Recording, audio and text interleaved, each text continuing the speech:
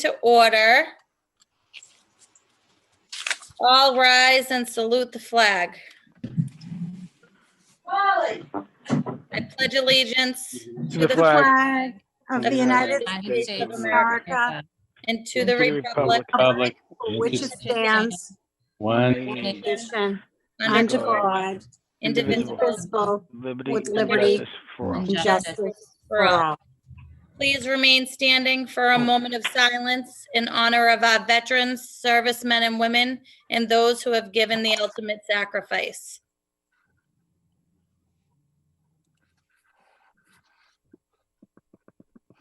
We have another moment of silence. Councilor Spatafora. Thank you, Madam President. Can everybody hear me all right? I'd like to offer another moment of silence for Mr. Mike Crotty. Mr. Mike Crotty was the longtime electrical inspector, was born in Malden, and worked the better part of his adult life as the electrical inspector. Anybody knew Mike was a great guy, very given, and had a lengthy illness, but unfortunately over the last couple of weeks, he had to succumb to it. So a moment of silence for Mr. Mike Crotty. Thank you.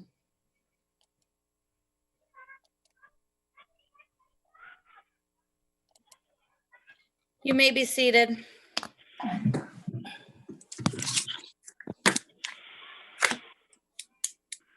Oh my God, why am I having a brain freeze? Call to order. Roll call.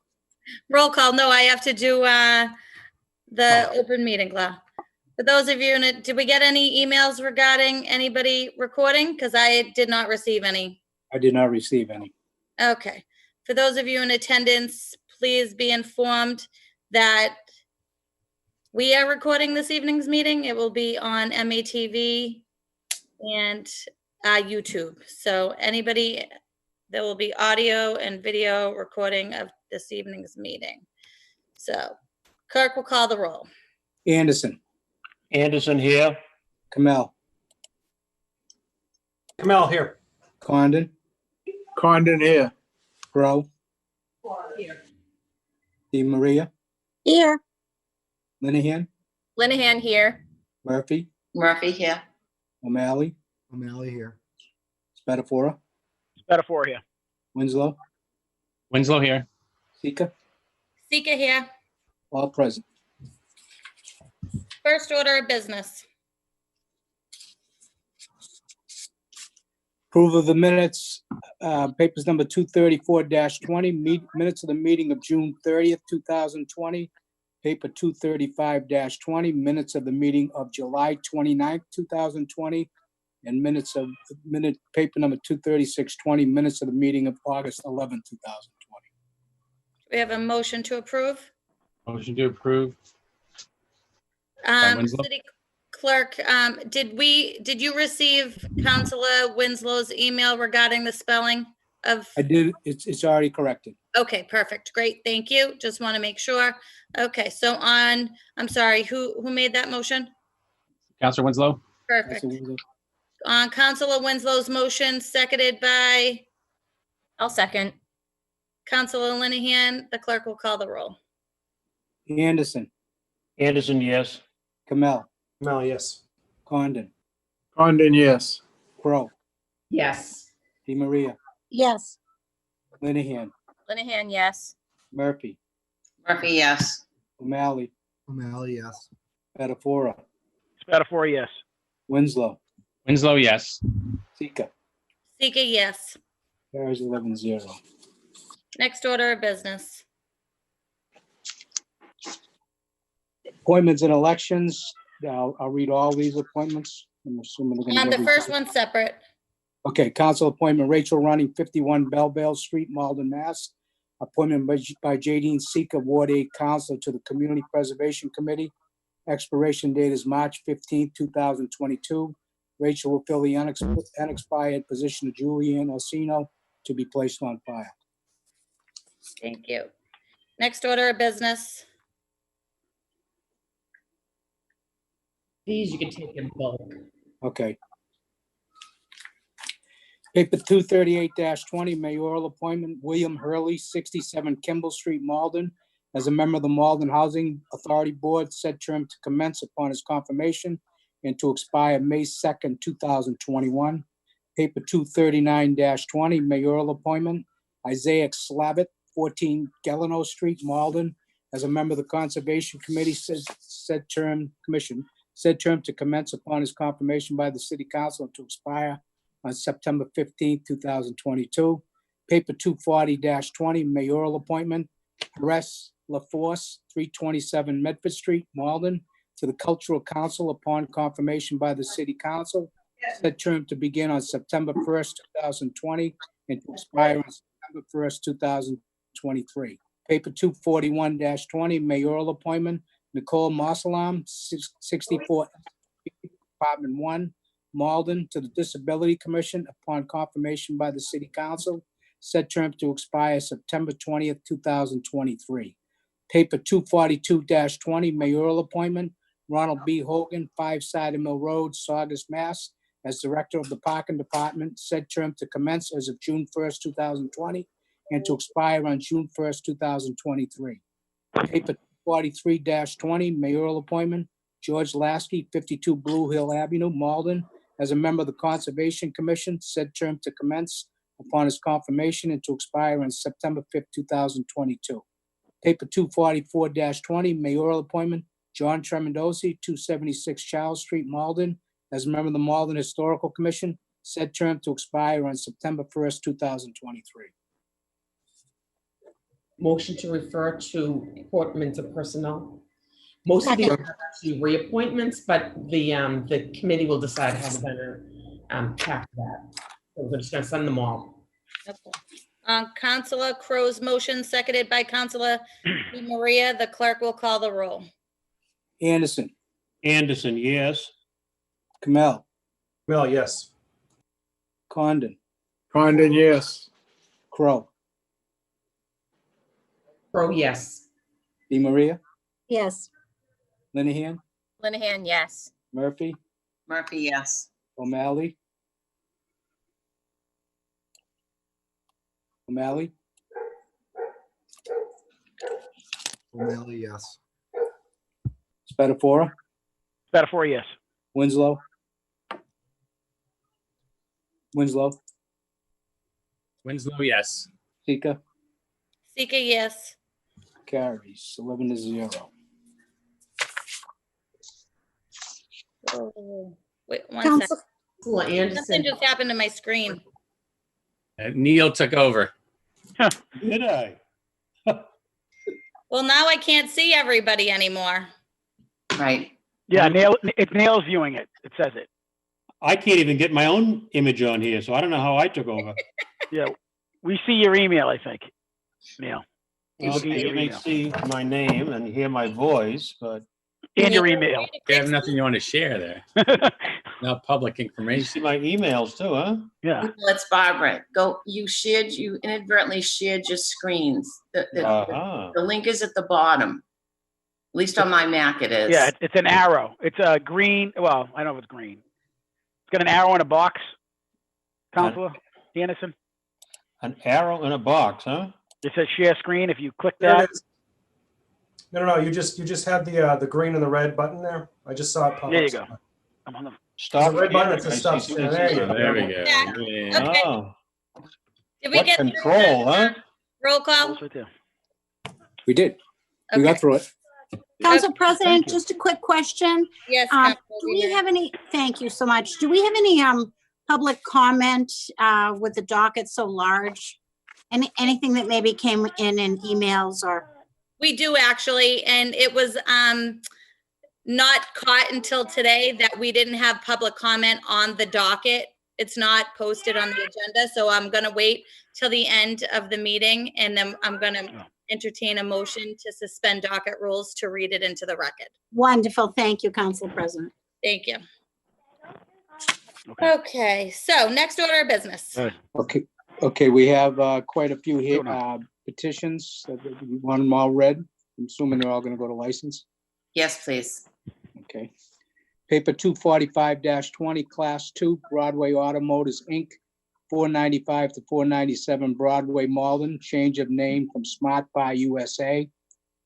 Paper 247-20, outdoor parking, Regano's, 1176 Eastern Ave, Malden, 15 spaces, it's new. Paper 248-20, outdoor parking, 3C Realty Trust, 54 Winter Street, Malden, 22 spaces, it's a renewal. Paper 249-20, outdoor parking, Emmanuel Baptist Church, 20 Madison Street, Malden, 27 spaces, it's a renewal. Paper 250-20, Livery, Farris Transportation, Inc., 140 Clifton Street, Malden, 1 livery, it's new. Paper 251-20, Pool Tables, Town Line 10 Pin Corp., 665 Broadway, Malden, 19 tables, it's a renewal. Paper 252-20, Bowling Alley, Town Line 10 Pin Corp., 665 Broadway, Malden, 48 lanes, it's a renewal. That's it. City Clerk, I think you missed 246-20.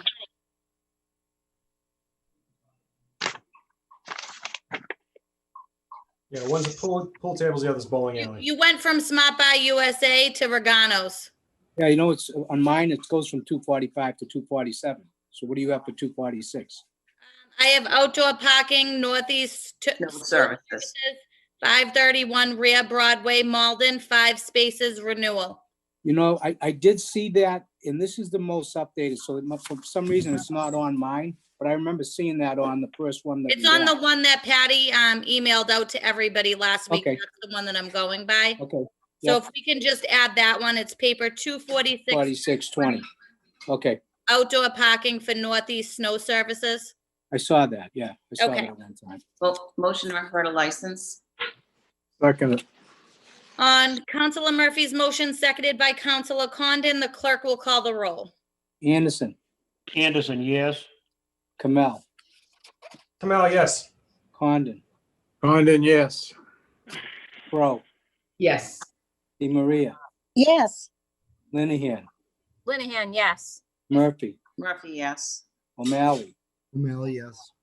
Spatafora, Spatafora, yes. Winslow, Winslow, yes. Sika, Sika, yes. carries 11-0.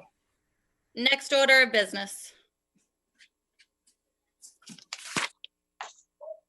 Paper 253-20, petition, externet small cell petitions for the following addresses: 6 to 10 Holden Street, 14 Lawrence Street, 297 Medford Street, and 3739 Park Street.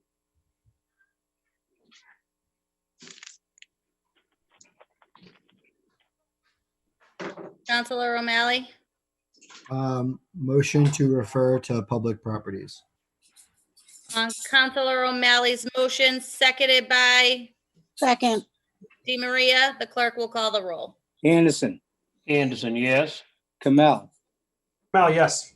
Condon, Condon, yes. Crow, Yes. Spatafora, Di Maria, Yes. Linehan, Linehan, yes. Murphy, Murphy, yes. O'Malley, Yes. Spatafora, Spatafora, yes. Winslow, Winslow, yes. Sika, Sika, yes. passes 11-0. Council President, Yep. I'm desperately trying to get my picture back. I apologize, but is there any way you would entertain a motion to suspend council rules to take the public comment now rather than at the end of the meeting, since we do have a hefty docket? I I'd like, was advised by the city solicitor to do it at the end of the meeting earlier when we realized that it was not on the docket. So I'm going based on the recommendation from our city solicitor. I would second that motion of yours, Debbie.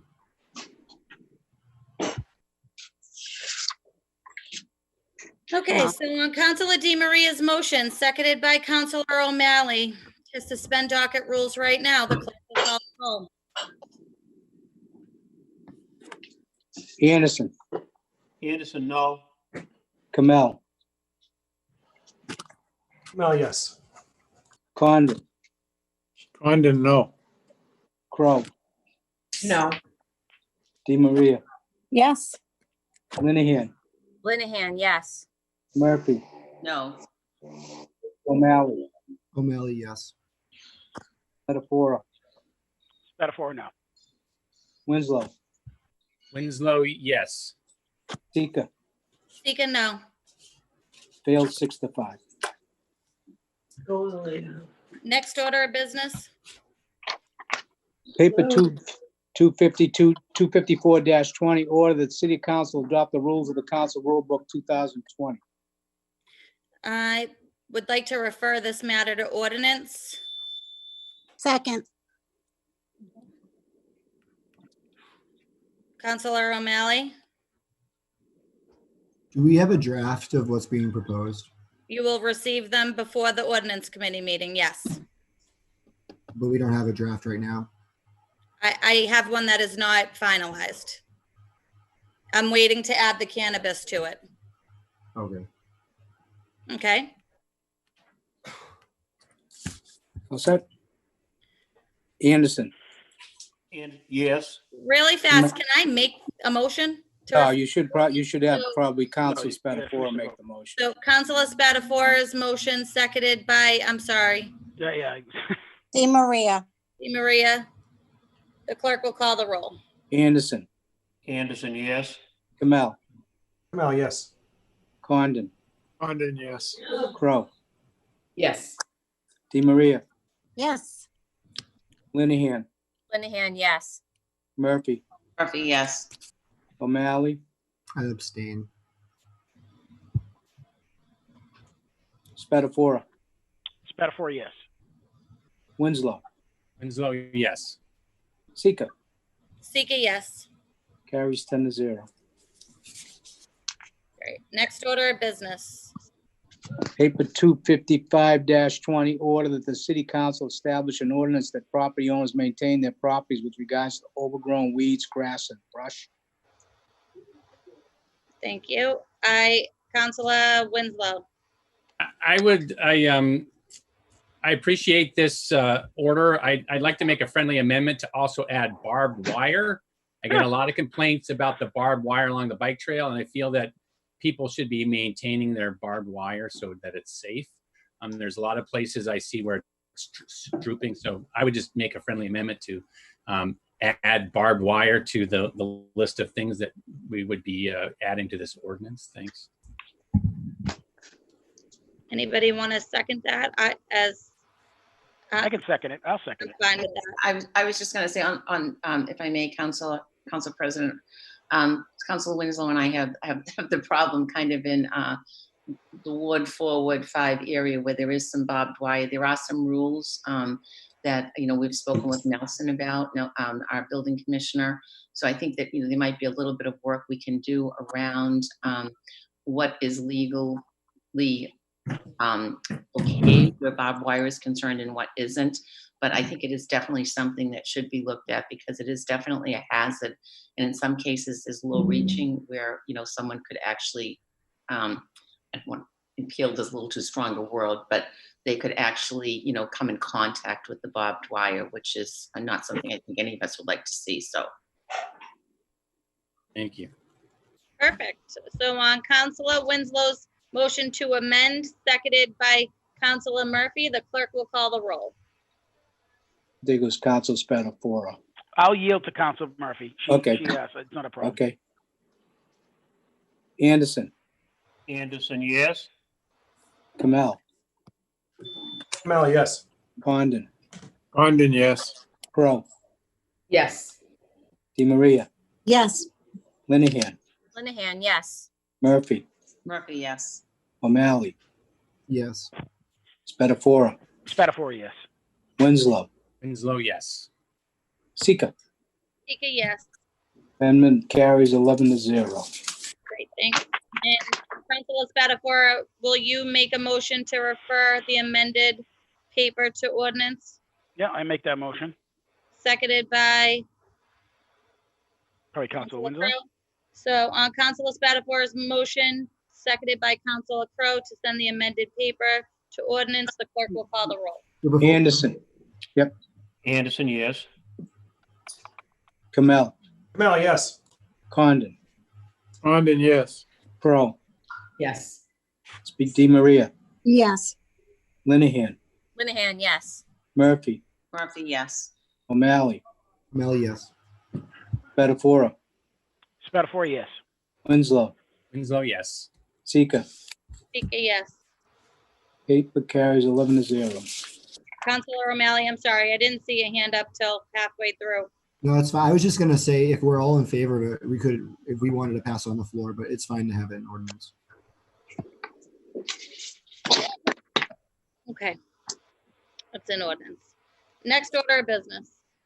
Paper 256-20, order that the Citizen Engagement Committee conduct a public engagement process to solicit feedback from the community on the hours of operation of City Hall per ordinance section 2.04.010. Hours certain offices to be open, except on holidays. City Administrative Office shall be open to the public from 8 a.m. to 4 p.m. on Monday, Wednesdays, and Thursdays, from 8 a.m. to 7 p.m. on Tuesdays, and from 8 a.m. to noon on Fridays. Council O'Malley and Council DiMaria. Counselor O'Malley. Thank you, Council President. This came up from some questions that I had and some questions that some of my constituents had about the hours of City Hall. It looks as though they were changed, or there was an attempt to change them, where Friday would no longer be a work day and there would be 3-day weekends. I don't personally have anything against that. I just think it's important that we reach out to our community and find out what would work best for them when it comes to hours of operation. We have a lot of working families. Things are different now, obviously, with COVID. So we have to be sensitive to, is Friday going to be used to deep clean all of the buildings? There's a lot of different things that I think make sense and just is worth having a conversation about. I'm not sure if we should send this to a joint ordinance and citizen engagement, because it looks like the ordinance does need to formally be changed. But my motion would be to refer to Citizen Engagement Committee, and Councilor Spatafora, if you want to have an ordinance meeting about it also, that I'll leave that up to you. So I would second that. Council President, and I also would like to just add that I am a proponent of a 4-day work week. I think that employees are very productive when they have a quality of life on a weekend, especially during the COVID situation. I definitely, again, am a proponent for this, but I do think we need to go through our community to make sure that this is a very big change. And I think that's the right step to take before we just change the writing on the door. So that would be my reason for doing that. And so thank you. Thank you. Counselor Crowe. Thank you, Madam President. So my question is, so is it just because it's a state of emergency that it's been, that we don't have the Friday, which is really under the mayor's purview because it is a state of emergency? I could see you soliciting some feedback if it's going to be the permanent situation, but that's not my understanding. My understanding is the mayor, under the state of emergency, makes some of those changes, and quite frankly, having it open till 5 is a little easier than having the Friday morning. I've heard lots of constituents have, closing at 4 really doesn't get them to get there. So I'm not sure if this is even appropriate. If it's going to be the permanent one, I could see doing this, but I don't believe it is. So I don't believe we should be having this meeting. Thank you, Counselor Crowe. Counselor Linehan.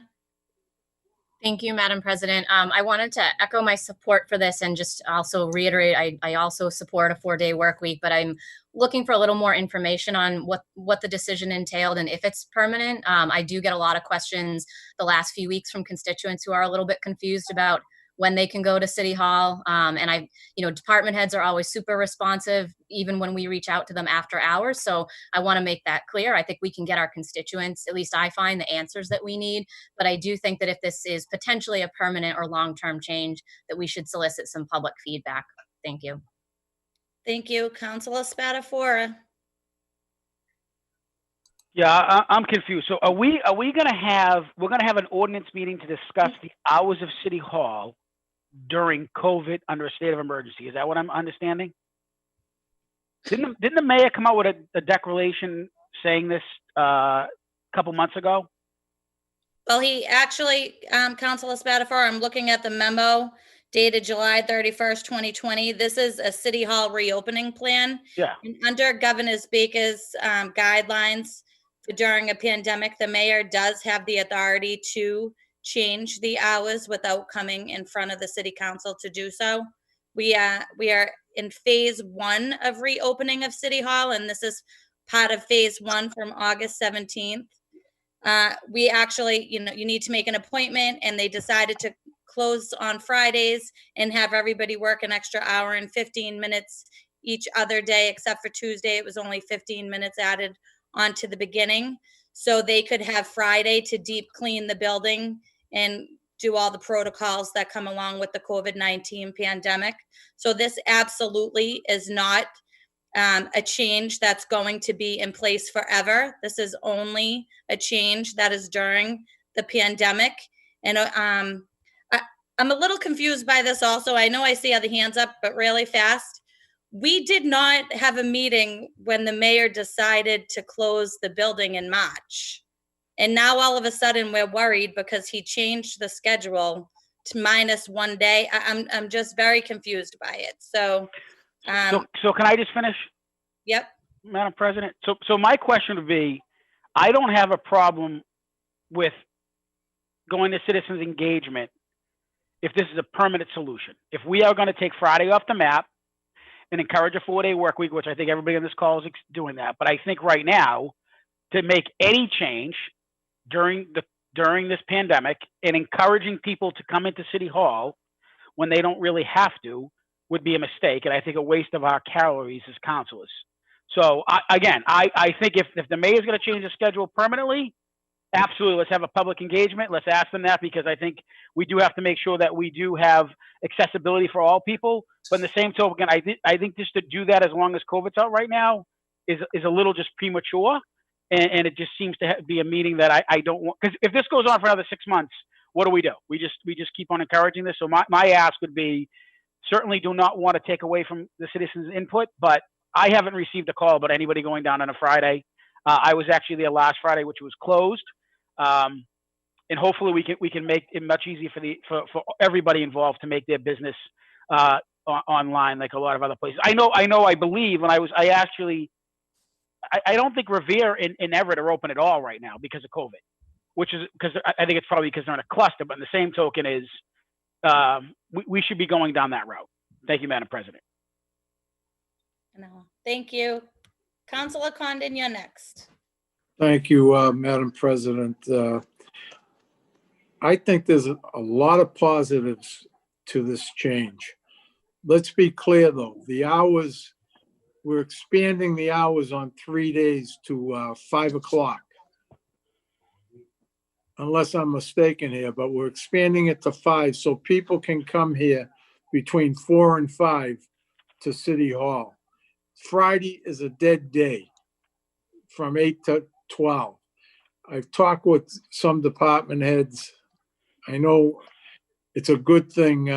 There's other positives to it too. The building's closed on a Friday. The air conditioning's off. People have access to the building at a later hour. And I really think that hour will benefit more people by doing it this way. And I don't like to get into the day-to-day operations of running the building. When they went to 7 o'clock on Tuesday, we were not brought into it. We're the legislative branch. They're the executive branch. I think those kind of decisions should rest with the mayor's office. And I really don't have a problem supporting it. Thank you. Thank you, Councilor Condon. Councilor Murphy.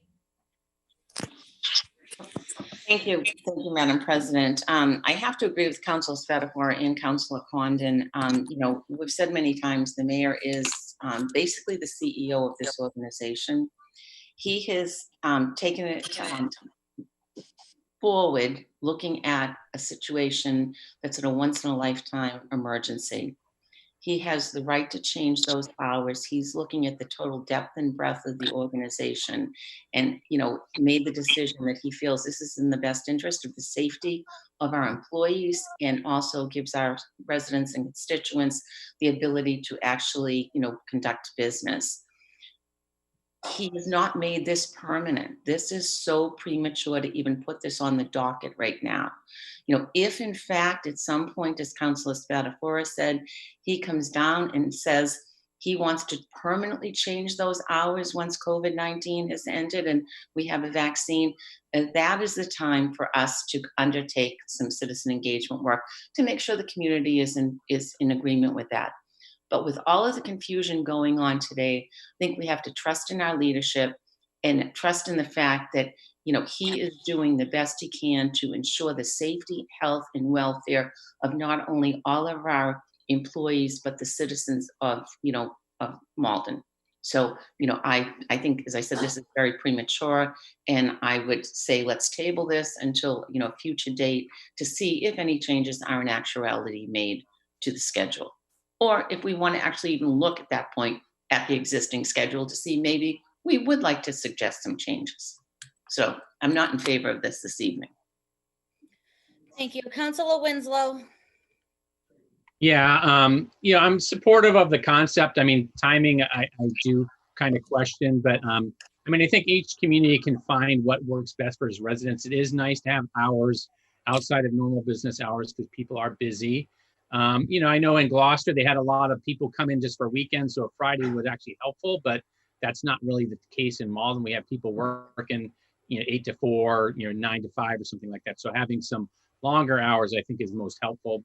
So, and that might be good to get some information on, I don't know if we can get information from department heads, a kind of head counts and that type of thing, or transactions per day. But I definitely would like to hear from the residents before moving ahead with this. And I'm fine with what the mayor's done so far, but I do want to have a public outreach to find out more from residents what works best for them.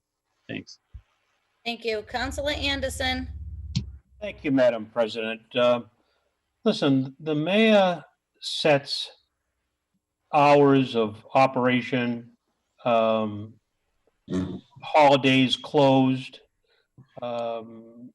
When we're celebrating holidays, there's plenty of times that the mayor sets times that he doesn't need to come to the council or doesn't need to come to a citizen engagement to seek permission from the residents as to the change he's going to make.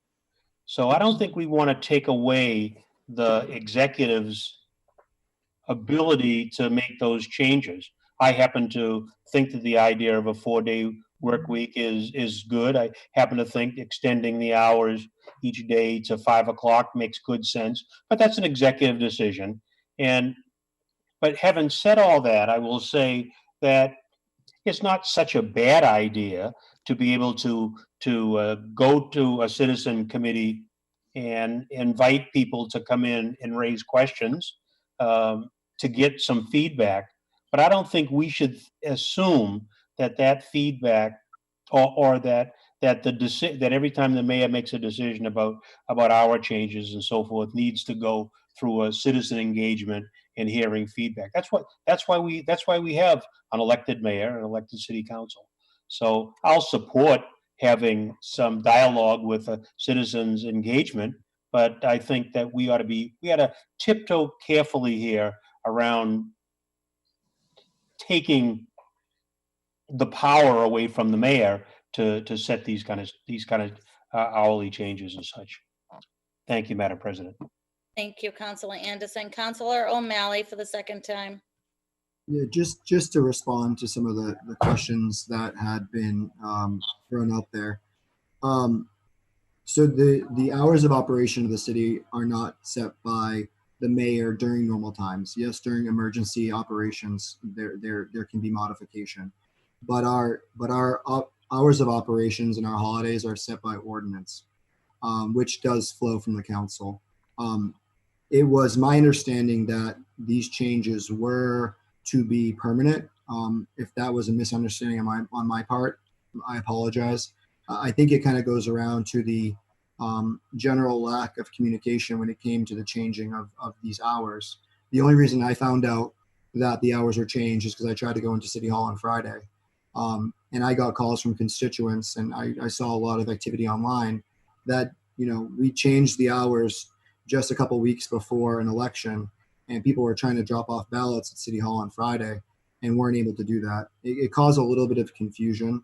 So I'm not saying that, the decisions that have been made are incorrect or wrong, or this is not a good idea.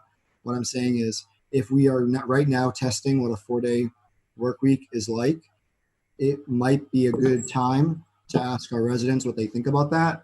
And are these hours good for them? And maybe they do become permanent, or is there another hour set that would make their lives a little bit more easy to interface with us? Because in the end, they are the decision maker, whether or not they vote for us or not. And I think it's important to hear what they have to say in terms of how they want to interact with their government. Thank you. Councilor Di Maria for the second time. Thank you, Madam President. And I too was not aware that this is not a permanent change.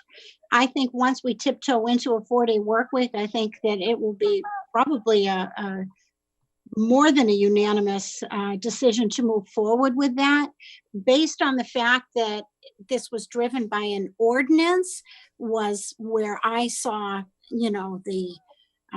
we're changing an ordinance without making sure that the residents are aware of this or not. So, and while it's temporary and it is based around our COVID situation, one would assume it's going to at least last the next 4 months until the end of the year. So, I mean, with the hope that we're not going to inconvenience residents that don't know about it, that was where I was driven to add this to the docket, to support their view and to make them aware that even though this is temporary, this is a change that they do need to know. I know that, the administration worked hard to get it out there and to, put it on social media, but I thought it really, it called for a little bit more collaboration with our community. So, wherever you people want to do, if you want to, send it there, take a vote, or I don't anticipate, 3 or 4 meetings. I anticipate 1 joint meeting, and it doesn't have to be with ordinance, because if everybody likes it, then we would go to ordinance to make that ordinance change. So I yield whatever it was my motion to send it there. So I don't know if I even got a second. So Your motion to refer to committee, I'll second it. Okay, I still have more hands up. Councilor Murphy for the second time. Thank you, Madam President. Let me see if I can put my thoughts in a good order here so that everyone can understand where I'm coming from. Councilor Di Maria, I don't think that your paper is a bad paper. I do think that at some point in the future, it's something that we should do to see what hours are convenient for people as work-life changes in our future. But I really believe that today, everyone is in such an upheaval. No one's schedules are really set anymore. No one knows whether they're furloughed, whether they're going back to work in March of 2021. I don't think anyone really realizes what hours they might want to see, because we're not sure what the future is going to hold. So what I would like to do is kind of make an amendment, and I do believe getting the community's input is good. I just think at this time, everything is in such a turmoil that facts that we're going to get today really aren't going to be valid in the future. So what I would like to suggest and make an amendment to your paper is that once, the governor, basically undoes the state of emergency, which will allow the mayor to undo his, what he's done, that's when we actually tackle this.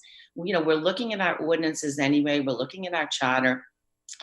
let's, wait until things have settled down and then have a public engagement meeting to see what do the people want? Maybe it's spring. I don't know when it will be, but when that happens, we can look at what they would like. And then the next step would be, because people need to understand, it's not just what they want, it's can we afford it from a financial perspective?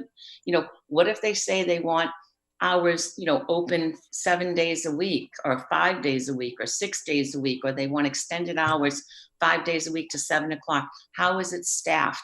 It's an onion. It needs to be peeled back. And in today's basically confused, I don't want to say society, but confusion of how we're all living today, I don't think we'll get good information that will help us change an ordinance that's going to drive us in the future. So my motion is that, we take Councilor DiMaria's order and we, state that once, the governor lifts the emergency, state of emergency, at that point, we will go and we will look at having a citizen engagement outreach to see what our citizens would like. So I'd like to have a second with that if someone likes that. I second that, Councilor Murphy. Thank you, Councilor DiMaria. Okay, we still have some hands up. Councilor Spatafora for the second time. So a couple things. I think I agree with everybody speaking. Again, I think it's premature to start asking hours of operation to COVID. I think the reality is not reality. I mean, we're not even in school yet, right? I mean, that's on everybody's minds who have kids of ages. The other thing I would employ too is, has anybody, I mean, I haven't received any calls about City Hall. Has anybody received any calls about the Malden Police Department that if you want to renew a license to go hunting, or you need to get a permit at City Hall, they've suspended all that. So they've done that, and nobody's judgmental. But my point is, and nobody's brought up the point of, are we going to ask the City Hall employees too, because they're going through the same trauma we're going through. And finally, I think if we're going to start doing surveys about hours of operation, maybe we should use, because I'm assuming this meeting on citizen engagement, which I'm not opposed to sending it to, is going to be virtual. So why don't we just send out a survey monkey to all the residents of Malden and ask them what time they want access to all city departments, meaning the Malden Police Department for normal business operation. I'm not talking about emergencies. Malden Fire Department, the Malden Library, all of them. Because I think that's the reality we're dealing with now. We're not in normal times. Kids are being homeschooled. People cannot go out. We have to wear a mask. And I think the idea to just cast a shadow on City Hall is a little unfair and unjust. And the other thing too is, I take offense that we're not asking the people in City Hall about their opinion. They have to go to work every day and sit inside a public building, and they're taking, risk by going there. And by us being able to at least clean it on a Friday seems reasonable given this timeline. And I also think this survey that we could do could actually shed some light on what we could do in terms of getting more of our services online. Maybe 90% of the stuff a resident will come in for, they can do online and maybe save them that. So I support going to citizens engagement, but I also want that survey to include other city departments, because to be quite frank with you, we're not going to tell them all the police department what hours of operation we're going to be able to open that up for citizens for hours. I will guarantee that now, and I'm not picking on them, but City Hall has no feet in the fire right now. We do. And I just feel like sometimes individuals in that building don't get the fair shake, and we're sitting here debating about a Friday, which they work 4 hours for. So send it to citizen engagement, send out a survey, and I think it would be refreshing to see what the citizens want in terms of services. Thank you, Madam Chair. Thank you. Councilor Crowe for the second time. Thank you, Madam President. And I do just think this is a little premature, because people haven't even gotten used to having a later time and then a Friday. So if we're going to be doing citizens engagement, it should be after they've tried it on a little bit to see what really fits. And that extra time is the cleaning, and it's access for the people to City Hall, but then safety for our employees, that they come in a little earlier every day to make sure that they have their workstations, clean, set and ready for the day. And on the Fridays, it's that deep cleaning after 4 days of work. So I think this paper, I agree with Councilor Murphy and Councilor DiMaria that this is a good paper, and we should be taking this up later. I think it's a little too premature. Thank you. Counselor O'Malley for the third time. So again, my final thing. Again, I none of us who spoke tonight said we were opposed with what has happened. We are just looking to make sure that this information gets out to the community through the Citizen Engagement Committee, and we solicit feedback while we're doing this test study. We know what it's like under the old system. We know what it was like when City Hall was completely closed, and now we can find out what it's like when we do these modified hours, a modified work week. Absolutely, Councilor Spatafor, I think that the city employees should absolutely be involved in the citizen engagement component of this. Just one thing that specifically impacts us that I've found a little bit difficult logistically, under the new schedule, we would need to submit any docket items tomorrow by 10 a.m. So sometimes our meetings go until 1 a.m. and the last thing we want to do is wake up at 4 a.m. to try to write our papers and get our things submitted to the city clerk by 10 a.m. the next morning. It's something we might want to talk with the city clerk on. Does it make sense to have the submission day be Wednesday at 10 a.m.? Or is there a way that we could still post on Fridays the way we have traditionally have? It just, for me, it sounds like something difficult to grasp in terms of how do I have a city council meeting on Tuesday and then already know what I want to propose the next week, the next day. Thank you. Councilor O'Malley, last week's 10 a.m. Wednesday was only because Monday was a holiday. Nobody has mentioned anything about having to have agenda items in by Wednesday at 10. Thursday. I'm pretty confident, City Clerk, that it is still going to be on Thursday, correct? Is it Thursday? It's Thursday. It was just different this week because of the holiday. Okay, so Thursday, 10 a.m. Thursday at 10. Okay, cool. Thank you. So it gives you an extra 24 hours. Thank you. Councilor Murphy for the third time, I think. I do, and I don't see any more hands raised, so I just want to say I have a motion on the table to amend Councilor DiMaria's order to bring it back to the table once the COVID emergency has been lifted by Governor Baker. And I had second that. Okay, on Councilor Murphy's motion, seconded by Councilor DiMaria, the clerk will call the roll. Anderson, Anderson, yes. Kamel, Well, yes. Condon, Yes. Crow, Yes. DiMaria, Yes. Linehan, Linehan, yes. Murphy, Murphy, yes. O'Malley, O'Malley, yes. Spatafor, Spatafor, yes. Winslow, Winslow, yes. Sika, Speaker, yes. carries 11-0. So on, do we have to now vote on the amended one, right? So who had that? Was it Councilor DiMaria and Councilor O'Malley? No, it was Council DiMaria and Council O'Malley seconded. Okay, so on Should've Councilor probably- DiMaria's motion, seconded by Councilor O'Malley, the clerk will call the roll. Anderson, Anderson, yes. Kamel, Kamel, yes. Condon, Condon, yes. Kamel, yes. Crow, Yes. DiMaria, Yes. Linehan, Linehan, yes. Murphy, Murphy, yes. O'Malley, O'Malley, yes. Spatafor, Spatafor, yes. Winslow. Winslow. He looks frozen. Oh, he is frozen. I don't Unless see he him. fell asleep. Oh, boy. Oh, Steve, he's back. Winslow, Yes. Winslow, yes. Up. Sika. Winslow, yes. Speaker, Yep, yes. got you. Sorry. Carries 11-0. Great. Next order of business.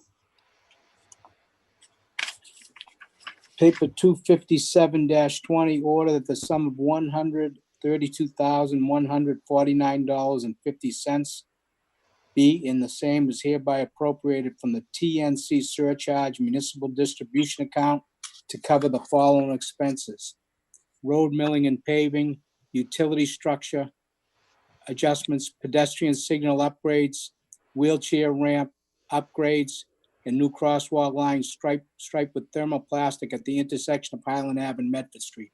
Council Kamel. Yeah, thank you very much. So this is coming from down from the administration. This, to refresh people's memory, is the fund that we've talked about the last few years here. This is funded by, I believe, I don't remember the exact number of cents per Uber and Lyft ride, but that's the surcharge. I think it's around 9 to 10 cents. That's the surcharge on each ride that originates in the city of Malden. Those funds have grown over the years. Just for comparison, in 2018 it was 90,000. Last year was 118,900, and this year it's 132,000. So it grows each year. I'm going to move that this be referred to the Finance Committee so that we can hear about it as we have in the past and have discussion upon the proposed use of the funds, which have always been in the past road and transit oriented. Second.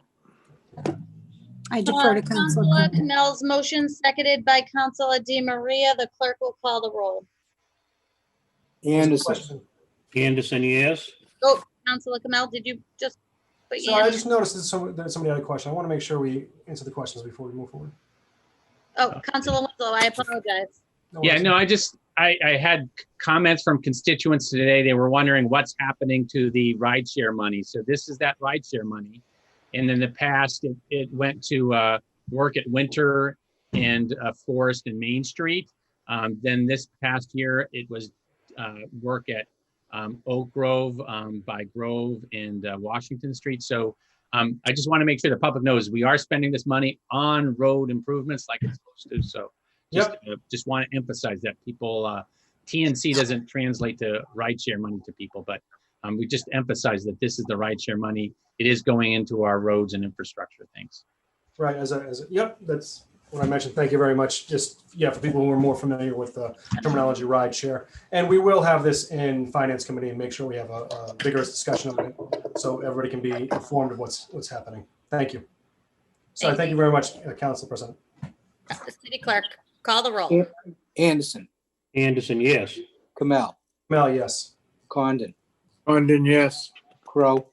Yes. Di Maria. Yes. Linehan. Linehan, yes. Murphy. Murphy, yes. O'Malley. O'Malley, yes.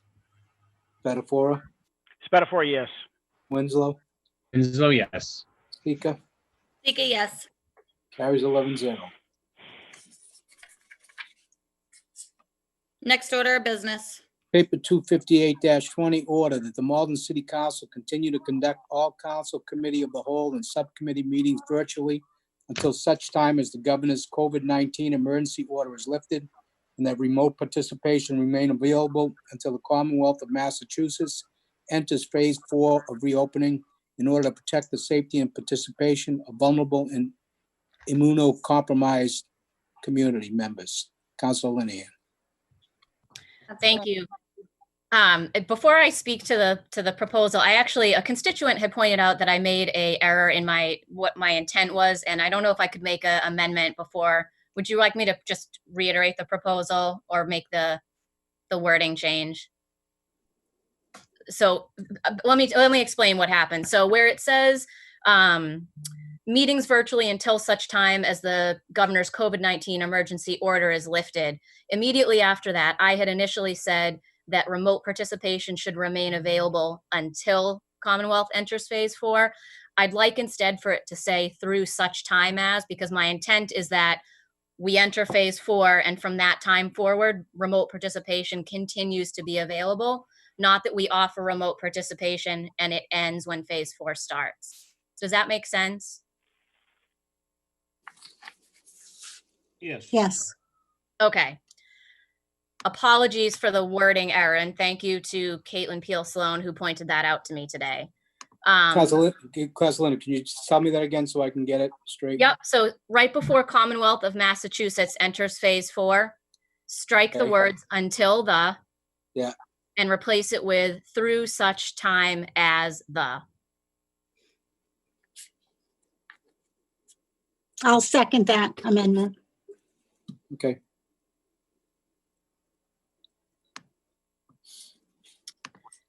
Okay, so I've filed this for consideration so that we as a body can have a discussion around what a safe return looks like for us. I did speak with our health director, Chris Webb, today, who explained to me a little bit about how the new council chambers are. I've seen them, in passing, but haven't had an opportunity to be in the building and obviously measure things. And his feeling is that the new chambers don't allow really the full council to convene in person and to meet safe distancing requirements. I also asked if the senior center would meet that threshold at this time, and he felt that that's an option we could consider, but that we'd probably still have to be meeting partially remote in order to keep that safe distance under the category that we're in right now. So it's his opinion that Malden needs to both decrease its infectious rate and be in that green category as far as the state's concerned for at least 1 month before we consider meeting even partially in person, and that a virtual option should likely remain available beyond that until vaccine rollout. And my understanding is that that vaccine rollout or an alternate therapy for COVID-19 triggers phase 4 in the Commonwealth, and that is also called the new normal. So in my personal opinion, I think we've gained a lot in increased accessibility and transparency for a broader cross-section of constituents. I'd hate to see us lose that post-COVID. Obviously, I look forward to a time when we can all safely congregate together in one room. But in the meantime, I welcome your feedback on this proposal. Councilor DiMaria. Thank you, and thank you, Madam President, and thank you, Councilor Linehan. I think this is a wonderful setting the table for what not only us as city councilors and colleagues, but what the community needs to be aware of. So I think it's fantastic and love to be a co-sponsor. So I thank you. Thank you. Let me see who's next. Councilor Spatafora. Thank you, Madam President. While I support a healthy and safe environment, I hope everybody else sees the irony here that we were trying to force our workers in City Hall to open up Friday, but we're going to stay remote because we feel that we're safer. I mean, I don't understand this. I mean, it's okay for people to go to work on a Friday, but we can stay remote. I know you're shaking your head, Councilor DiMaria, but the planning board met. We can be in multiple rooms at once. And it is ironic, though, we literally were talking about City Hall opening on Friday, but we're passing this to say that we're not meeting until there's basically a vaccine, which could be next summer. So my recommendation amendment would be send this to citizen engagement and let the citizens put the input, just like we're asking about the city departments, if we're going to meet remotely to the end of the year. My challenge here is, I agree, there's a better cross stitch of residents. But my big concern is if we have public meetings, there are some residents who don't own computers and are certainly not going to be able to get on and voice their opinion. And I think we lose that. And I believe that we could have meetings in a safe environment in City Hall. Not that I'm advocating for it yet, but the council chamber and the new boardroom in the back, we could split up evenly and still meet remotely. So I don't think you all have to be in one room. There's enough council chambers, meeting rooms now on the first floor where we're pretty close. But if we're going to ask for input for other people that go to work every day, we are no different. We are no different. So that would be my amendment to send this to citizen engagement. Thank you, Madam President. Thank you, Councilor Spatafora. Councilor O'Malley. Thank you, Madam President. I would also like to be a co-sponsor to this if possible. And I would like to thank Councilor Linehan for proposing this. To Councilor Spatafora's feedback, I think the difference here is that we're a public body and our meetings have to be open to the public. And some of our meetings, if they're contentious or if they're particularly important, could draw over 100 people. And I think that is the key difference here is we don't want a city council meeting to be a super spreading event that puts us in the red and potentially kills our residents. I think that is the main difference here is we're a public body. We have public meetings. Can I answer that? I'm not advocating to let the public in. The planning board had a meeting last month and they didn't let the public in. I don't know all of my fellow councilors' healthcare things, but if any of our councilors may have health issues, everyone should be able to attend meetings, whether or not going in public could put them at risk. Fair enough. So maybe we should ask the people in City Hall on Fridays about their health care too, Councilor. Because I find this is let them eat cake. we're better than everybody else. You guys come into work on Fridays. We're going to stay here until we'll be safe. I think this is government in the wrong way, and it's offensive. That we were having 20 minutes ago, we're demanding a meeting to have our employees go to work. But we're gonna pass it. We're gonna have a meeting now to say we're not going back till it's safe. You don't find the irony there, Counselor? You don't find the irony? I don't. No, really, you don't. You don't. really That's wanna the problem. Councilor Spatafor, I don't want to get in an argument with you. I was not as I said earlier, we weren't talking about not liking the new schedule being proposed. We were talking about getting feedback on the new schedule. I think there's a little bit of a nuance there.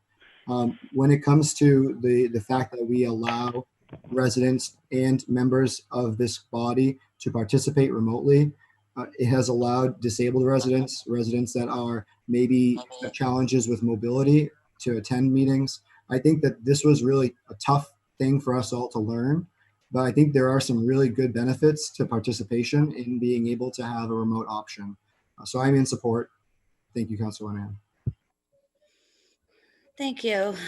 Councilor Kamel.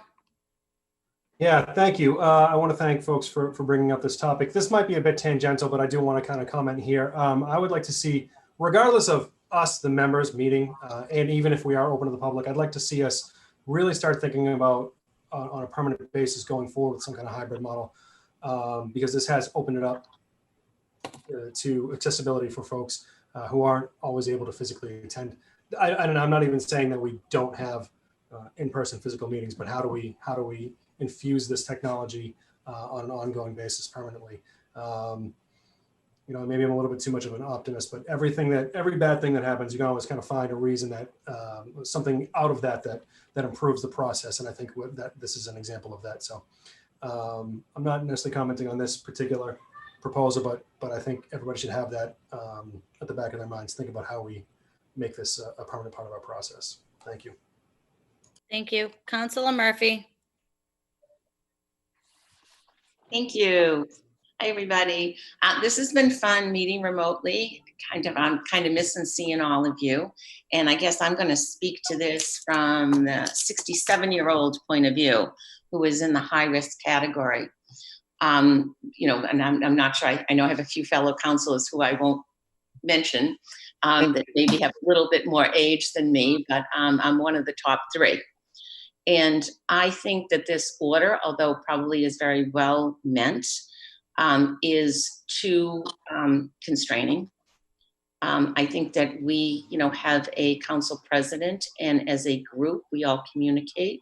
So I would not like to see something put into effect that limits our ability to meet together when appropriate. And I totally agree with Councilor Kamel, because I was thinking the same thing, that, we need to look for, not limit ourselves at this point, but we need to start expanding our thought process as to, how do we conduct our meetings going forward so that we can have the camaraderie, we can have people in front of us, which gives folks, I think, a feeling of participation more than it does when you're on the screen, but also allow us to have the ability for folks to virtually come into our meetings to express their thoughts when, for whatever reason, travel, immunity issues, limitations physically, that they can actually be part of our process. So I think that this is a much bigger process. I'm not going to vote for this order today, but I certainly, if someone wanted to craft something for once COVID is over, to send to Citizen Engagement Committee to, actually reach out to find what citizens would like, themselves, I'd be definitely willing to support that. So maybe one of the sponsors would like to come up with something that's, kind of brings us once again into the future, not in this premature date, but, how can we as a committee group, the representatives of our city, offer more opportunity for folks to get involved. So as I said, I'm not going to support this evening, but I do think it does have merit going forward at some point. Thank you. Councilor Winslow. Yeah, I'm definitely supportive of working, ensuring when COVID is over and we're beyond, restrictions, that we continue to have virtual meetings and opportunities for virtual remote participation. I'm more open to meeting in person if we can do that in a socially distanced manner. And so I would like to, have the flexibility to do that if the health situation allows that. So I definitely want to make sure that my fellow counselors and the public has the option of participating remotely until such time as we know the health situation is gone, and the public can always meet remotely once this is done. So. Thank you. Councilor Crowe, you're next. Thank you, Madam President. I think, I agree with Councilor Winslow that, really having some flexibility, so not tying us down that we're only going to be conducting all our meetings virtually. But, the planning board, they were in person, they had participation virtually. So there is a way to do it both. And so I'd like to be able to explore those things that really keep the people engaged in a way that really that makes sense and opens up. But people might want to be in person. So I think flexibility, I do think we can do both. So I would hope that Councilor Lynn here might offer an amendment. Thank you. Thank you. Councilor Condon. Thank you, Madam President. I think Councilor Murphy was referring to myself and Councilor Anderson. Hey, Plus, Councilor Spatafora is over 70, I'm not sure. But I hate to lock us into this because I'd like to get back as soon as our health department thinks it can be set up so that we're maintaining the social distancing. So I would rather go back sooner than later. Rarely do we have meetings that draw any more than 15, 20 people. And the way it is today in this world, you'd be lucky if you draw 2 or 3. But if the chamber could be set up, even if we went back to the Council on the Aging, I'd like to see that happen. So I'm hoping the paper's amended rather than lock us in until the governor decides to open up phase 4. There's a lot going on right now that life is getting a little better for people, and people are getting out to restaurants and various places. So if the planning board can meet, I don't see why we can't. Thank you. Thank you. Councilor DeMaria for the second time. Thank you, Madam President. And I just want to be clear, the previous paper regarding the hours of City Hall was no intent that we wanted to take away a 4-day work week. I do not believe anyone, and I really have to, correct Councilor Spatafora through the chair, that no one at any time is saying that our employees don't have a say in things and that we want to give them a 5-day work week. It was the fact that it was against our ordinance. And personally, I wasn't sure that it was through COVID or permanently. So just want to go on the record and be clear with that. Thank you, Madam President. Thank you. Anybody else have a hand? On behalf of the chair, I too will not be supporting this paper this evening. I think that we do not need an order to be able to move forward with remote meetings. I think that Governor Baker's orders actually allow us to continue with these remote meetings without having an order in place and tying our hands. The city of Revere, I'm not sure if anybody knows this, but they have been meeting in person with their city council for months, and they're in red. We're in green now, right? Green? Are we green? We yellow? Green? Yellow. I can't keep up. We keep going Yellow. back and forth. So I would hate to tie our hands with an order that only allows us to meet remotely until phase 4 of the governor's plan. If there's something that came up where we would have to meet in person, we wouldn't be able to do so. So I am going to go against, I'm going to vote against this paper this evening. And that's it. I don't remember who made a motion. Did anybody, Councilor O'Malley for the second time? So so should we move move the question? Was there a motion to adopt or pass? I'd be willing to entertain amendments. I've been trying to sort of work on one in the background here to capture what folks are saying, which I largely agree with. I'm just concerned. I both understand that we don't want to tie our hands, but I also think we want to make sure that the option continues to be available without, forcing people to divulge either health concerns or risk categories, and also make sure that we consult with Chris Webb when the time comes. I think I was a little bit surprised to learn how restrictive he felt like both the old and new meeting spaces were. So I'm trying to think if there's a way that we could, word it so that a virtual participation option is available. But it sounds like maybe we don't have to do that if the governor's emergency order allows us to continue virtually, and we don't have plans to stop that, unless I'm hearing wrong. Then I guess for me, at what point do we then reconvene and decide a new plan? So speaking from the council president, I decided about a month ago, after speaking to the mayor's office and a few others, that we were going to be holding remote meetings for at least the month of September. And I don't know if it's going to be a month by month basis or a case by case basis, but it's not something that I would take lightly as the council president. I would reach out to you all and ask your opinion on whether you felt comfortable going back in or not going back in. I just think that an order is unnecessary. And I think that, we could all agree on, how we move forward as a body. I just don't think that an order would be necessary for this. Let me see who's next. Councilor Kamel for the second time. Yeah, thank you, Council President. No, I want to commend Councilor Linehan for bringing this up. I, just given the feedback, and that I think there's a lot of, potential to this, that we can maybe shift it. And hearing Councilor Linehan say that she's already sort of working on something, I would really like to see us maybe table this, knowing that we're going to have remote through September anyway. Table it until our next city council meeting, and sort of give folks an opportunity, Councilor Linehan an opportunity to kind of rework it maybe, and think about it on more of a strategic rather than tactical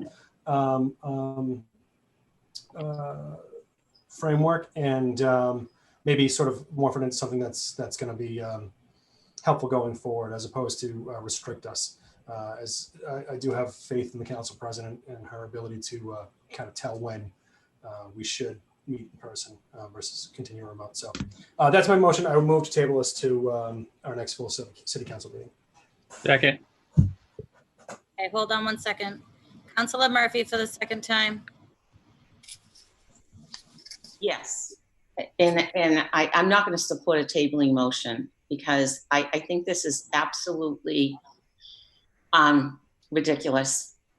Okay, no one gave anyone in City Hall an option not to go back to work.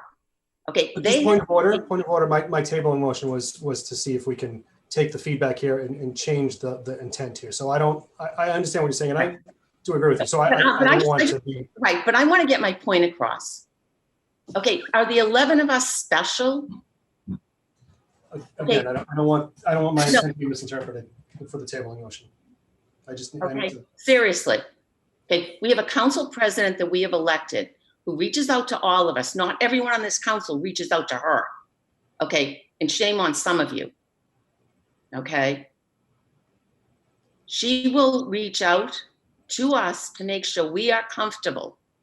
And I am speaking from somebody who probably has most at risk. If in fact we need to go into City Hall, I will go. Do I want to make sure that it's safe? Absolutely. Okay. But I have faith in our body. I have faith in our president. I have faith in our board of directors. And this order, to me, is just a waste of time. I'm not going to support a tabling motion, and I am certainly not going to support this order.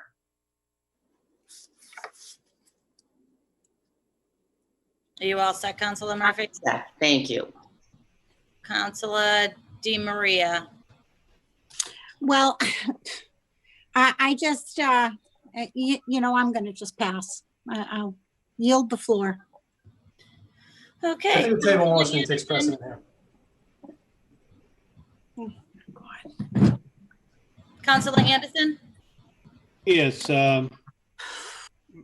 my input was to be like Councilor Kamel was suggestion that we table it. I think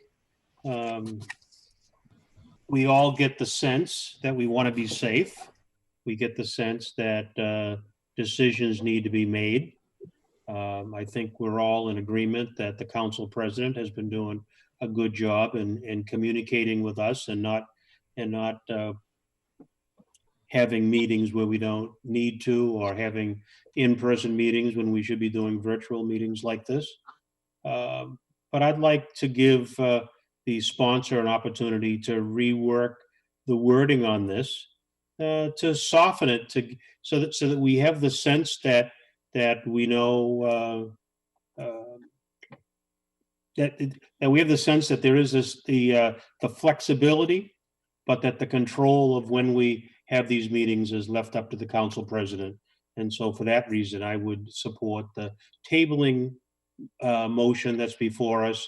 I wouldn't say tabling for 1 week. I just put it on the table, allow the sponsor to rework the wording. And when and if she reworks the wording to the point of satisfaction to the council, then we could move forward on it. That's my 2 cents. Okay, thank you. We have to take up the tabling motion. So Councilor Kamel made a motion to table, and who seconded that? Second, I'll second. Council Winslow. Councilor Winslow. Is Councilor Kamel's motion to table for 1 week? Is that your? If I may entertain the amendment from Councilor Anderson to leave that more open-ended, I'd be absolutely amenable to that. Just leave it on the table. Okay, we're gonna make a motion to table, Just I have a table, question, period. President. table, period. Okay. Seconded by Councilor Winslow. Councilor Crowe, I know your hand's up, but I was told I have to take this tabling motion. I have a question, which would Go ahead. a question really. So, but if we put it on the table, then it comes back as the paper it is. Would Council Linehan withdraw it until she can come, pull together something after hearing all this feedback? Because I would think the paper that we put on the table is the paper that's going to be coming back, and we'd have to amend that. So it makes no sense to table it. Otherwise, it's the same paper. Point of order that Council Linehan could come back with an amendment, just to answer that question when it comes off the table. I think I'd prefer to table and work on an amendment, but I'm, whatever's the will of the chair, I'm willing to do either. Okay, we're keeping the amendment? And, we're Table, keeping the period. table in motion? Yes. Okay. City Clerk, call the roll. Anderson, Table, yes. Kamel, Yes. Condon, Yes. Crowe, Yes. Di Maria, Yes, Linehan, Linehan, yes. Murphy, No. O'Malley, O'Malley, yes. Spatafora, Spatafora, yes. Sorry. Winslow, Winslow, yes. Sika. Speaker, no. Papers table 9-2. Okay, next order of business. Paper 259-20, order be it hereby ordained that the revised ordinances of 2020 be amended to allow accessory dwelling units, AK in-law suites or granny flats. Council Linehan. Thank you. Sorry, I thought I was still on mute. Thank you. So I'm bringing this proposal forward tonight as part of a menu of options including much of what the mayor has communicated to us tonight with our agenda, so that we might consider some items to address the affordable housing issues facing our city amidst this pandemic. Like all of you, I've spent the summer fielding, frankly, a staggering number of constituent calls related to lost jobs, inability to pay rent and mortgages, uncertainty about financial futures, and worries that our community may lose its economic, racial, and cultural diversity if we don't plan now for what may lay ahead. Simply put, accessory dwelling units are the most, that's okay. My daughter came up, I thought I was on mute. That's okay, I've been there.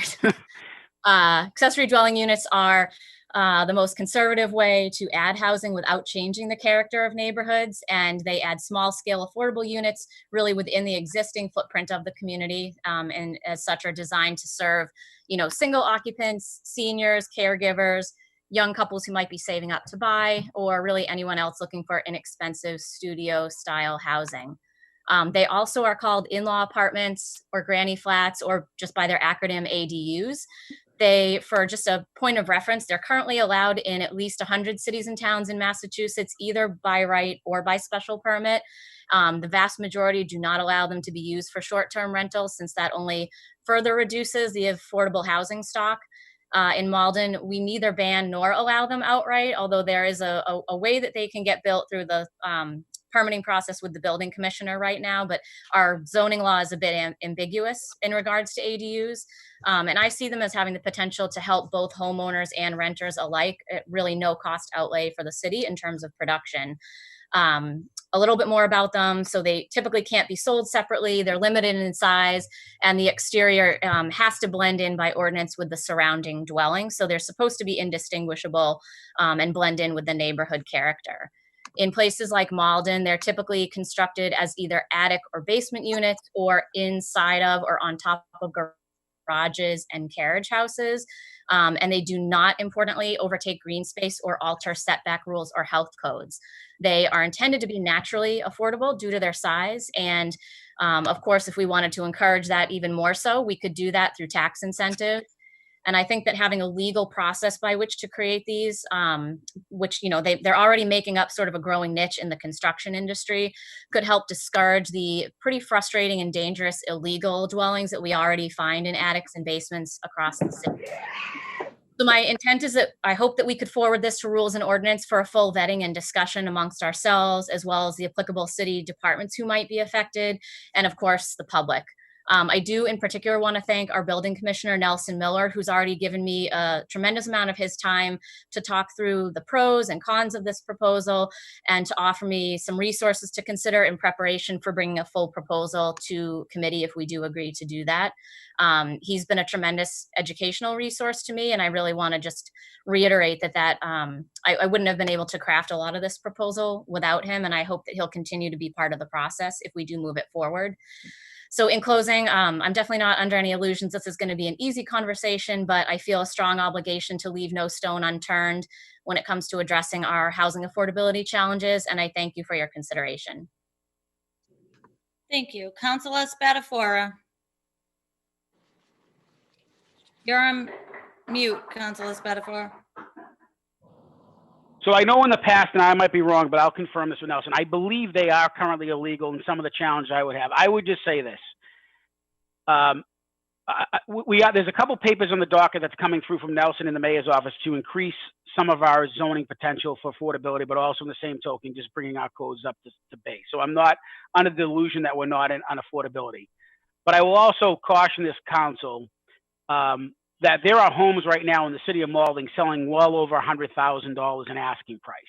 So the affordability issue is getting hotter and hotter every day. And I don't think solving it is by making, which I believe, and I'm not sure if it's limited to, is this limited to one family, two families, or three families? I'm assuming it's a one family. I would be against a one family home having this additional income, being taxed as a one family. And I will also remind everybody, does that change the owner-occupied abatement now? So because every single family now can become a two-family. And I don't know about you, councilors, but if you listen to those PPU minutes, the public property, we do have a problem. And I don't think this is going to solve the problem. I think this will exacerbate the problem because now every single family home in the Malden can now have a second income. And I don't know if anybody reads the real estate listings.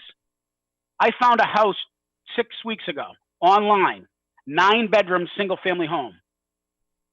There is no 9-bedroom legal single family home in the city of Malden.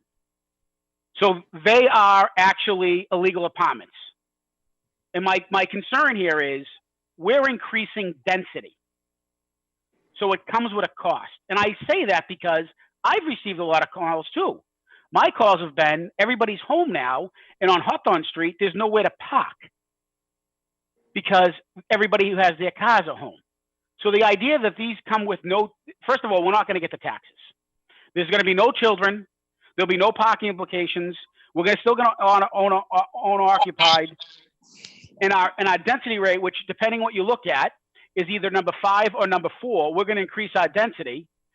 And if we're going to talk about public health, there's a reason why Malden is in yellow and Revere and Chelsea and Everett are in red because of their density. And the idea that we continue to pack on density and pretend there's no problems, it gets a little exhausting. I certainly understand the cost of living in the city is challenging, but it blows my mind when I see people paying over $100,000 for single and two families in the city of Malden. It's becoming an issue. It absolutely is. But I don't think allowing your neighbor to have this single, because again, these are going to be probably single families taxed as singles. So there is a burden to the public. And I only caution everybody on that because I get concerned when I keep on seeing more and more of our housing become apartments. And I want to see the neighborhood stay here and I want to protect that. And things like this concern me. And I'm not against affordability. Like I said, there's a couple other documents, but I have a lot of questions about the ability to bring income and not be taxed for it properly and put the burden on the rest of the community. Thank you, Madam President. Thank you, Councilor Spatafor. Councilor Crowe. Thank you. And since I don't really have exactly how this is all, there's not really a paper, well vetted. So so what is the difference between, the granny flats? I know what they are, pool houses, granny flats, that kind of thing. Then converting a one family to a two family or a 2 to a 3 or whatever it is. We do have that problem. And I hate the language, but I have people that try to build some stuff on a postage stamp. And so is there any, controls? You have to have a lot size for a certain, to be able to do that, or I'm going to have them in these little backyards that, people have that. So I'm very concerned, I have a lot of questions about sort of how this, how this all works and what the difference is between having a basement apartment or an attic apartment. And now I call it a granny flat, so I'm okay. So, I do have some really concerns that hopefully will be answered. Thank you, Councilor Crowe. Councilor O'Malley. Thank you, Madam President. I think that the dialogue that we're having here has been good. I think one of the things that we're trying to do is solve real world problems that we have. I know for a fact, having grown up here in Malden and spent a lot of time playing in Edgeworth, for instance, there are a lot of in-law apartments in our community.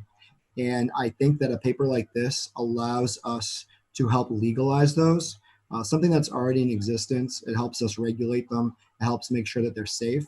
So if you happen to own a home and you have an in-law apartment and maybe it's not currently legal, this would allow for a way to make it safe and legal so that you are able to use that, say, for someone that needs to come back home and live, like your college age student or your adult child or your mother or your aunt or your grandmother.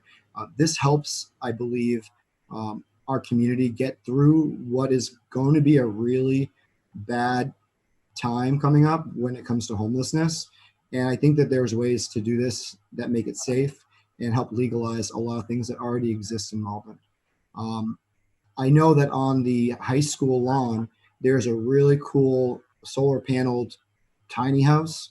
I think that if that's not an indication of where, we're potentially going to allow, the future into Malden to some degree. And it's not just the future. I think it's also the past. Like I said, these already exist here. It's about a way to make them legalized and to make them safe. I'm in support of this, not because we have any specific language yet. We wanted to bring it to the ordinance committee, or Councilor Linehan wanted to bring this to the ordinance committee, so we can work together and get some good language to propose. I'm in support, and I look forward to having a discussion in ordinance. Thank you. Councilor Winslow. Yeah, one of the perspectives I have as someone who did not grow up in Malden is coming from California, you only had single family homes. And one of the things I really like about Malden is that the variety of housing mix allows, multi-generational families. That's a strength of Malden. And so I think it's worthy to explore making sure that we can adapt what we have in a thoughtful way. I have a lot of confidence in Nelson Miller. He's very professional. He's going to express concerns about safety and that type of thing. And I think it's worthy of discussion. I think we can find a way to open this. It doesn't mean every house is all of a sudden going to double in size. I think a thoughtful, well-crafted ordinance can take care of many concerns. I think it's worth having that discussion. Housing is expensive, but I think it's also a core value of Malden to have multi-generational housing available, and let's accommodate that. So I'm supportive of having the discussion, and it's going to be a long one, going to be a lot of details, but I think it's worthy of having the discussion and trying to find something to come through. Thank you. Thank you. Councilor Di Maria. Thank you. And from what I'm hearing, everybody has some great dialogue regarding this. And I definitely think it is worthy of committee discussion. So I'm not sure if anyone seconded that motion that Councilor Linehan made for her paper is to be forwarded to ordinance. So I just want to second that, and I will be supporting it. Thank you. Thank you. Councilor Condon. Thank you, Madam President. I think it's a very dangerous paper. I remember years ago, you could request a granny flat, but simply by sending a letter in. I'm talking 30, 35 years ago, sending a letter in that it would be a family member living in that flat. So essentially, you go from a single to a one with the granny flat. The problem is when granny's no longer there, it always turned out to be rented or leased to someone else, and it turned into a convenient little in-law apartment. And it's very difficult to search them out. It's even more difficult to get them in the court. So I just think it opens up a can of worms. When we were growing up, we lived on a first floor Edgeworth apartment. Upstairs was my aunt and uncle, 4 kids, and my grandmother and grandfather, all living in the same apartment. But it wasn't allowed to do that, to make that third apartment. So I think it's very dangerous. I don't know how we can control it. Certainly, I'd be open to discussion on it, but I've seen it happen. When there's no longer a granny, unfortunately, people don't want to give up that apartment. So, thank you. Thank you. Councilor Murphy. Thank you. And you'll excuse me, I just have a question. I haven't been able to link to the paper. Okay, us at clerk, city clerk, is the actual verbiage of Councilor Linehan's paper out online? I did not see it. So this is just an idea. So this is just an idea that is being stated as an order. I mean, I would have no problem discussing it, but I don't want to order something that I have no idea what's behind it. I mean, if there's no paper that I can look at, how can we send anything to committee? Councilor Linehan, do you have a paper, or is this just a wish that you want to do? I do not. My plan was to present it much in the same way as how we took up the housing stability ordinance, that the order would be to put it to committee, and then I would make a full proposal well in advance of the committee discussion if we choose to vote to send it there. I personally am not comfortable voting on something that does not have any backup to it. I mean, I think that sets a really bad precedent for us as a group. You know, I think that if you have a proposal, that proposal should be, you know, put before us. And it's not just an idea or a wish that you want to do this. So I'm not going to support this evening. And I would hope that my city councils would see that this is just a bad precedent starting to be set on the council floor. Thank you. Councilor Spatafora for the second time. Oh, excuse me, Councilor Anderson hasn't spoken yet. I haven't spoken, yes. I think it's worth discussing. There are certainly limitations to this and concerns of safety and such. And I think what Councilor Linehan has suggested is a paper that has a general outline of a granny apartment or an in-law apartment, and that we need to discuss it. And where do you discuss it? You discuss it in the ordinance committee. So I'm hoping that it'll go far enough for us to go and take a look at what the details are. It may turn out at the end that we don't approve the total proposal that's there, but I think it's worth discussing. Glad to support it. Go to the ordinance committee. Thank you. Thank you. Councilor Spatafora. Yeah, I would just say, I think if it does get voted to send an ordinance, I would be interested in having the city attorney, the city assessor there, because my concern again, as I'm looking at this, we all know and we all talk about infrastructure. We all talk about school funding. We talk about all this need for money. And I believe Councilor DiMaria has a paper out there looking at making sure that the owners who are getting the residential tax abatement, and rightly so, are getting it because they didn't move away. What we're doing now is turning a single family, tax to the single family, into a potential two-family income. And then that resident will still get a decrease in the taxes while they're getting an income. So all the single families that can't do it, excuse my language, are getting screwed. But meanwhile, the ones who can, and I'm not against the idea, but I've been a counselor long enough, and Councilor Connie put it best. It's like the old building inspector once told me, every deck becomes a room. Every nanny apartment is going to become a two-family.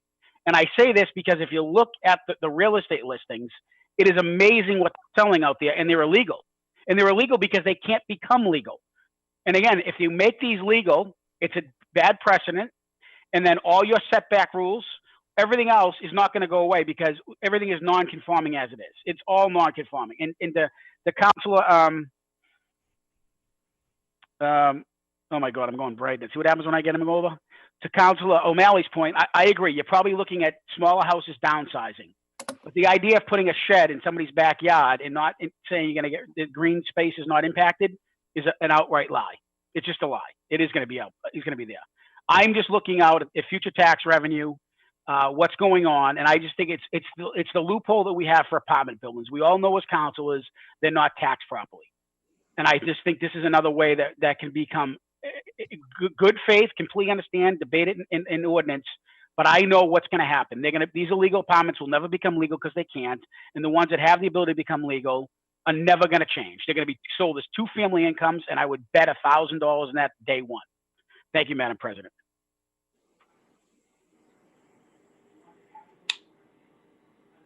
Sorry. Thank you, Councilor Spatafora. So we had a motion from Councilor Linehan, seconded by Councilor DiMaria. Yes. Yes. Okay. The clerk will call the roll. Anderson, Yes. Kamel, Kamala, yes. Condon, No. Crow, Yes. Maria, Yes. Linehan, Linehan, yes. Murphy, No. O'Malley, Yes. Spatafora, No. Winslow, Winslow, yes. Sika. Sika, no. Carries 7-4. Next order of business. Paper 260-20, order that the Human Resource Director report to the council within 60 days on the diversity of city staff, including the existing diversity of city staff, efforts to increase the diversity of city staff, obstacles to increasing the diversity of city staff, and efforts to increase the diversity of city staff who are managers, supervisors, or directors. Diversity information should include race, ethnicity, age, and immigration status. Councilor O'Malley. Counselor O'Malley. Thank you, Council President. So this is an idea to kind of help us formulate and kind of have a baseline about where we're at. You know, oftentimes we talk about anecdotes of the diversity of our staff, but I think just recently we had a conversation with the police chief, Kevin Molis, and it was a surprise to many of us that recently under his tenure, the police department has hired a number of people of color, of women, of diverse staff. And while the department is still overwhelmingly white, I think that having the real numbers helps us track the progress that has been made over the years so that things like that are not an unknown. Previously to tonight's meeting, Councilor Linehan did approach me with a friendly amendment to also include additional diversity, sex, etc., maybe sexual orientation, gender. So these are things that we could add. I'd be willing to add them as an amendment. I'm open to discussion to see how the council feels. If this is something we'd like to refer to personnel and appointments, we can do that. If we'd like to pass this on the floor, we can do that. I am open to discussion. Thank you. Counselor, let's see, Counselor Linehan. Thank you, Madam President. I was just going to make sure that that friendly amendment was captured, that we include gender in the last sentence. I also just want to reiterate my support for this. I think there's a lot of value having gone through this both as a manager and an employee where I work. It can be very illuminating, and there's definitely some things that you might not expect would be revealed, but I think that greater accountability and having that discussion, there's a lot of value in that. And, you know, you basically can't chart a path forward unless you know where you are now, and having a baseline and data is everything. So I'm definitely supportive of this, and thank Councilor O'Malley for bringing it forward. Thank you. Councilor Spatafora. Yeah, I'm in support of it too. I think it's a big initiative throughout, I think, the United States now, and good. I work in the investment world, like everybody knows, and this is an agenda. The only thing I'm assuming, and my critique to Councilor O'Malley is some of these things, I think it's just referring to working with some of these things we can certainly not make public, right, just because of personnel rules. But I think you can have a general census in terms of what the hiring ratio was of certain individuals by maybe race or ethnicity or gender. I think when you start getting into immigration status, it might be a little bit dicey. But I welcome. I think this is a fruitful exercise, and I think it's a good place to start. Certainly, it is on America's mind right now, and I know the mayor's trying to do a lot to get it done. So I would support this. Councilor Anderson. Yes, well, you know that I'm in full support of this, and thank you, Councilor O'Malley, for bringing it forward. I've been saying for a long time that we need to be doing more in terms of bringing more diversity to our workforce, and the only way we can do that is to see where we are currently and project for what we need to be doing in the future. I believe that the reporting mechanism that we probably have to submit to the state anyway about our workforce demographics will lay out all the various race, religion, sex, orientation, et cetera, those categories that we want to make sure are included in our workforce. So by all means, I'm in support of it. The question of having that the director report to the council, I assume that we're going to follow that up with not only a written report, but I would assume that we're going to have the director of human resources come in person or come in a Zoom meeting to be able to describe for us just what his plans are and what our current status is. So by all means, I'm for it. Let's go forward with this. Thank you. Thank you. Councilor Crowe. Thank you, Madam President. I did, I'm in full support of it. I did have the same questions Councilor Spatafora about immigration status. Even age, I'm not sure if there's some of those questions you actually should be asking or could be asking, maybe an age group. And when you just, I know this might just be, but the Director of Human Resources does not report to us. So I don't know if we can actually order him to do it. We can request, we can resolve, we can, it's the wish, it's the hope, but I'm not sure that we Point of can. information? By all means, we as a council, we have a right to order any of the department heads if we give them a 2-week notice, even though they don't report directly to us. And I don't believe that they would have any No, I difficulty. don't think they would have a problem. Just wanted to make sure that we had that right. And I do believe that we need to know where we are so we can find the roadmap to move forward. So I'm in support. I just had a little concern about like the immigration status, maybe age might not be something that that we should be asking or could be asking. But thank you, Madam President. Thank you, Councilor Crowe. Councilor Winslow. Yeah, I'm very supportive of this. I know, Councilor Anderson and I know often in our budget review committees have been asking these type of questions, but those, may not be documented. So I think it would be good to have that documentation. I just have a question of Councilor O'Malley. Have you kind of given our Director Ciccarelli a kind of heads up that this is coming, and any reaction on that front? Just curious. I do see Anthony Ciccarelli in the attendees list. I haven't had a direct conversation with him about this first. I wanted to come to you all and see if this is something that you guys would support and be willing to move forward with. But absolutely, we can follow up with Mr. Ciccarelli. All right, thank you. Great. Councilor Kamel.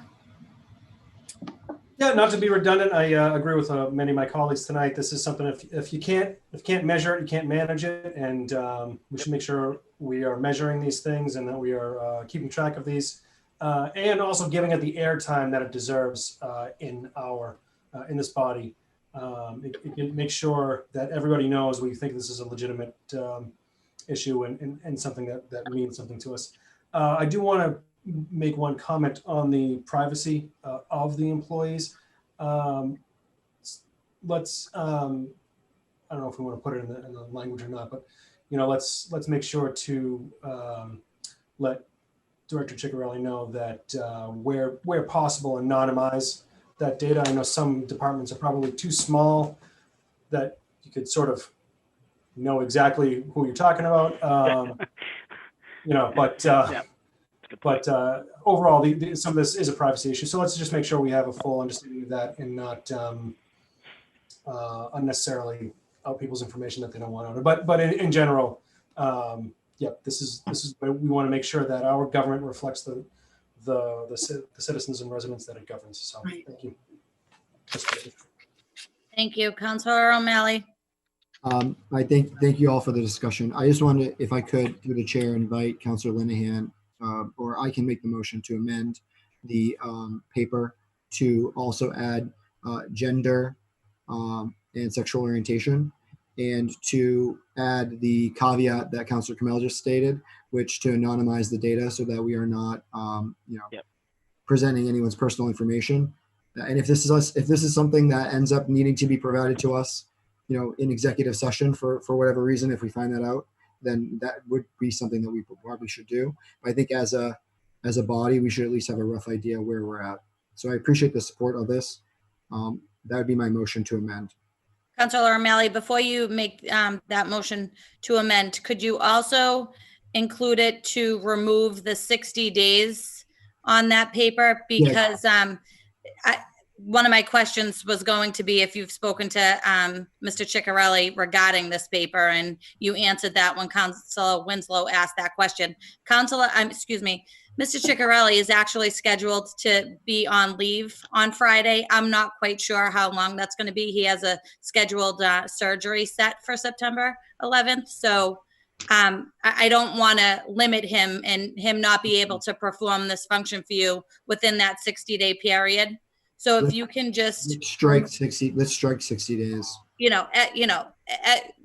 just don't put a date on it. I'm not, like I said, I know he's going in. I don't know how long he's out for, and I don't want him not to be able to get this back to you. Absolutely. Let's strike that. Okay, so you want to make that amendment and we can vote on it? You have it. Can I have a point of information just for the sponsor? I just got a question. And I do too. I'm Councilman sorry. Spatafora. If he wants to, I don't know if he wants to have any. So, Councilor O'Malley, you just said something just so I'm clear. When you said, and this is my preference, I mean, maybe you do. I don't want to see the personal information in the executive session, and I was hoping that it would be made public at one point, though, right? Like, would take this and show my company, we use like a graph and pie chart saying, we've increased hiring women by 10%, we've increased minorities, and they might show a breakdown in terms of their ethnicity by, African-American or Indian, but there's no names associated with it. So my question to you is, your intent is to go to executive session and make public, right? Or is it just for us? That's why I'm only asking for the edification. Yeah, I'm not an HR professional, so I would. Neither am I. I'm just giving you my. So I don't know. I don't know what's allowed to be talked about in public and what's not. So I would leave that up to HR to. Okay. If I think that you're correct, we should have a data set that we can present, but there might be an executive summary that maybe we find out about. I'm really not sure. I just want to cover all of our bases. And again, not to be an ass, right? But we passed an ordinance that allows the executive session notes to be released after a certain amount of time. So I think we have to be very careful what we share in executive session. For privacy concerns, for some of the individuals who might not want to share that information publicly. That's the only reason why I asked that. I think it's a great idea. I think we should do it publicly, but I don't want to see anything I don't really want my eyes to see, to be quite honest with you. That's all I have to say. Thank you, Madam President. I appreciate it.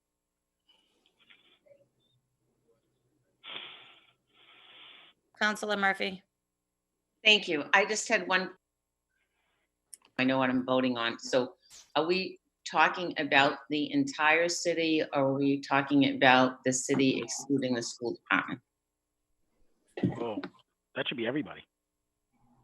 So I just want to know what we're voting on. It says cities. I just want to clarify, what does city mean? That's a good point. I would assume it'd be every department, including school. Because Mr. Ciccarelli is not the HR director for the schools. Amend the paper. Is there an HR director for the schools? I don't think there is. There is. There is. Yeah. Recently hired? I don't know his name, but I believe I don't they know were the schools. hired. Not my wheelhouse. Yeah, no, I know. That's why I'm just asking. I'm trying to clarify what we're voting on. So I do believe there is an HR person that was recently hired. I don't know. I believe it's a female, and I do not know her name. And we would probably have to ask the school committee. Yeah. Right. I didn't mean to interrupt, but I think, and again, I think we're all saying the same thing, but I think there is decorum in process. So I would just, again, I think everybody's welcome in it. I didn't mean to interrupt, but we probably have to ask the school committee to put a similar paper in to include inside the results, which is a big portion of the city, right? I mean, there's a lot of employees in the school department. Sorry to interrupt. No, as I said, I was just trying to clarify what we're voting on. No, it's a good point. Okay. Anyone else? Yes, we just might want to ask for the data coming from other quasi-city departments, like the redevelopment authority. Yep. Like the housing authority, for their data as well. Yep, I agree. Okay, Councilor O'Malley. So there's an amendment. It hasn't been seconded yet. I'll second. Second. Okay. So that amendment was, refresh our memory? To add gender and sexual orientation, and to add the anonymized data. And how about those other Right. Strike the 60 days, Tom. Strike the 60 days, and to Councilor Anderson's point, add all quasi-city agencies. And what about the school department? No. And then we submit a request to the school department if they'd like to provide that information also. So that's part of the amendment. We will submit a request. If the council would like. Well, you're either going to do it or you're not doing it. So, Let's do it. Yeah, I would do it. I support that. Make a motion. So that was my motion to amend, to add gender, sexual orientation, strike 60 days, request from the school department, and request from all semi-quasi public agencies related to City Hall. Can I just, And anonymous. Council Spatafor. just to make sure, council, it's not going to executive session, right? Because that defeats the purpose. Because we'd have to release those notes. That's the challenge.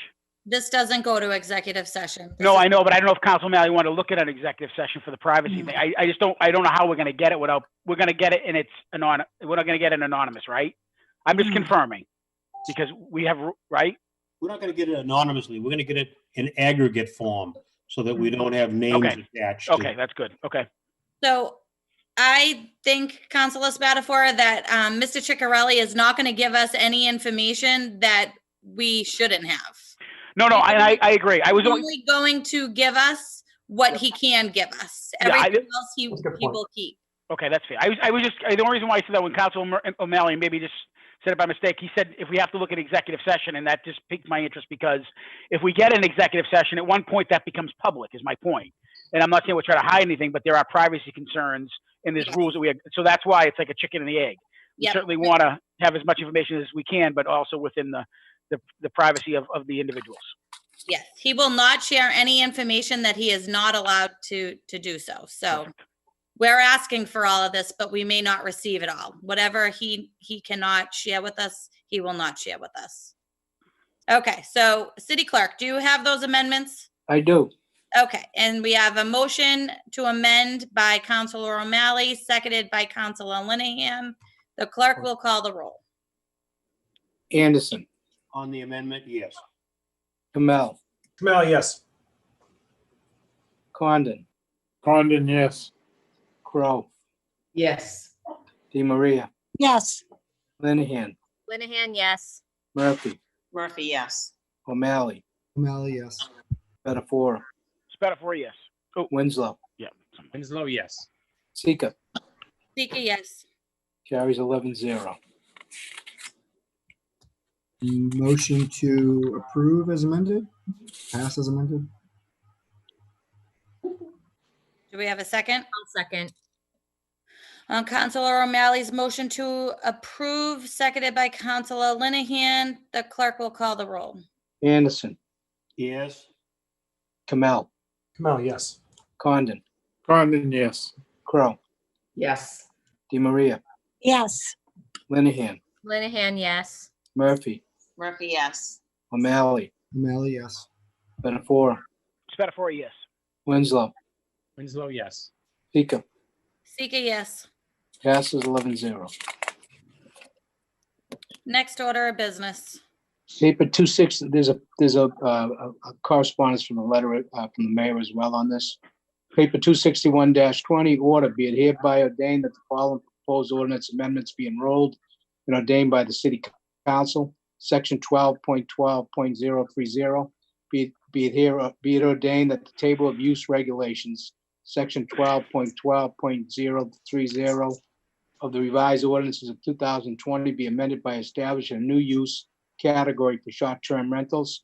Section 12.32.060, be it ordained that section 12.32.060 of the revised ordinances of 2020 be amended by adding the definition for short-term rental. Be it ordained that section 12.32.060 of the revised ordinances of 2020 be amended by changing the definition of family. Be it ordained that section 12.32.060 of the revised ordinances of 2020 be amended by changing the definition of rooming house. And there's a communication from the mayor, if I could read the letter. Dear members of the city council, I respectfully submit to you 2 ordinances revisions for your consideration, which I believe will be instrumental in addressing numerous citizen complaints that we have received by way of our problem properties unit. We believe these proposals will also play a small but immediate role in providing affordable housing solutions for our residents. The first revision creates a new use in our zoning table of use regulations called short-term rental, and to not allow that use in any district within the city. Short-term rentals are currently not allowed in the city by way of regulation contained within the Massachusetts State Building Code and City of Malden ordinances. The combined interpretation of these regulations provided enforcement that, while accurate, is cumbersome to explain and difficult to understand. The creation of this use within our table and disallowing it in all districts will be easier for property owners to understand and will provide city officials clear and easily defendable enforcement. See attachment A for the proposal language. The second revision will change the current definition of a family and subsequently the definition of a rooming house. The current definition limits the number of people living together in a dwelling unit who are not related by blood, adoption, or marriage to 2. This number is not compatible with other codes such as building, health, and fire, and is also not conducive to modern rental trends or dwelling unit capacity. By revising the number of occupants who are not related by blood, adoption, or marriage to 4 people, our ordinance will be better in line with the state of Massachusetts statutes. It will not leave any gray areas of occupied classification. See attachment B for the proposed language. Allowing property owners to rent dwelling units of sufficient size to occupy up to 4 people will also create more renting opportunities while allowing a group to spread the monthly cost over a larger group, which we believe will result in more affordable housing. Our building commissioner, Nelson Miller, is prepared to testify on these proposed changes and answer any questions.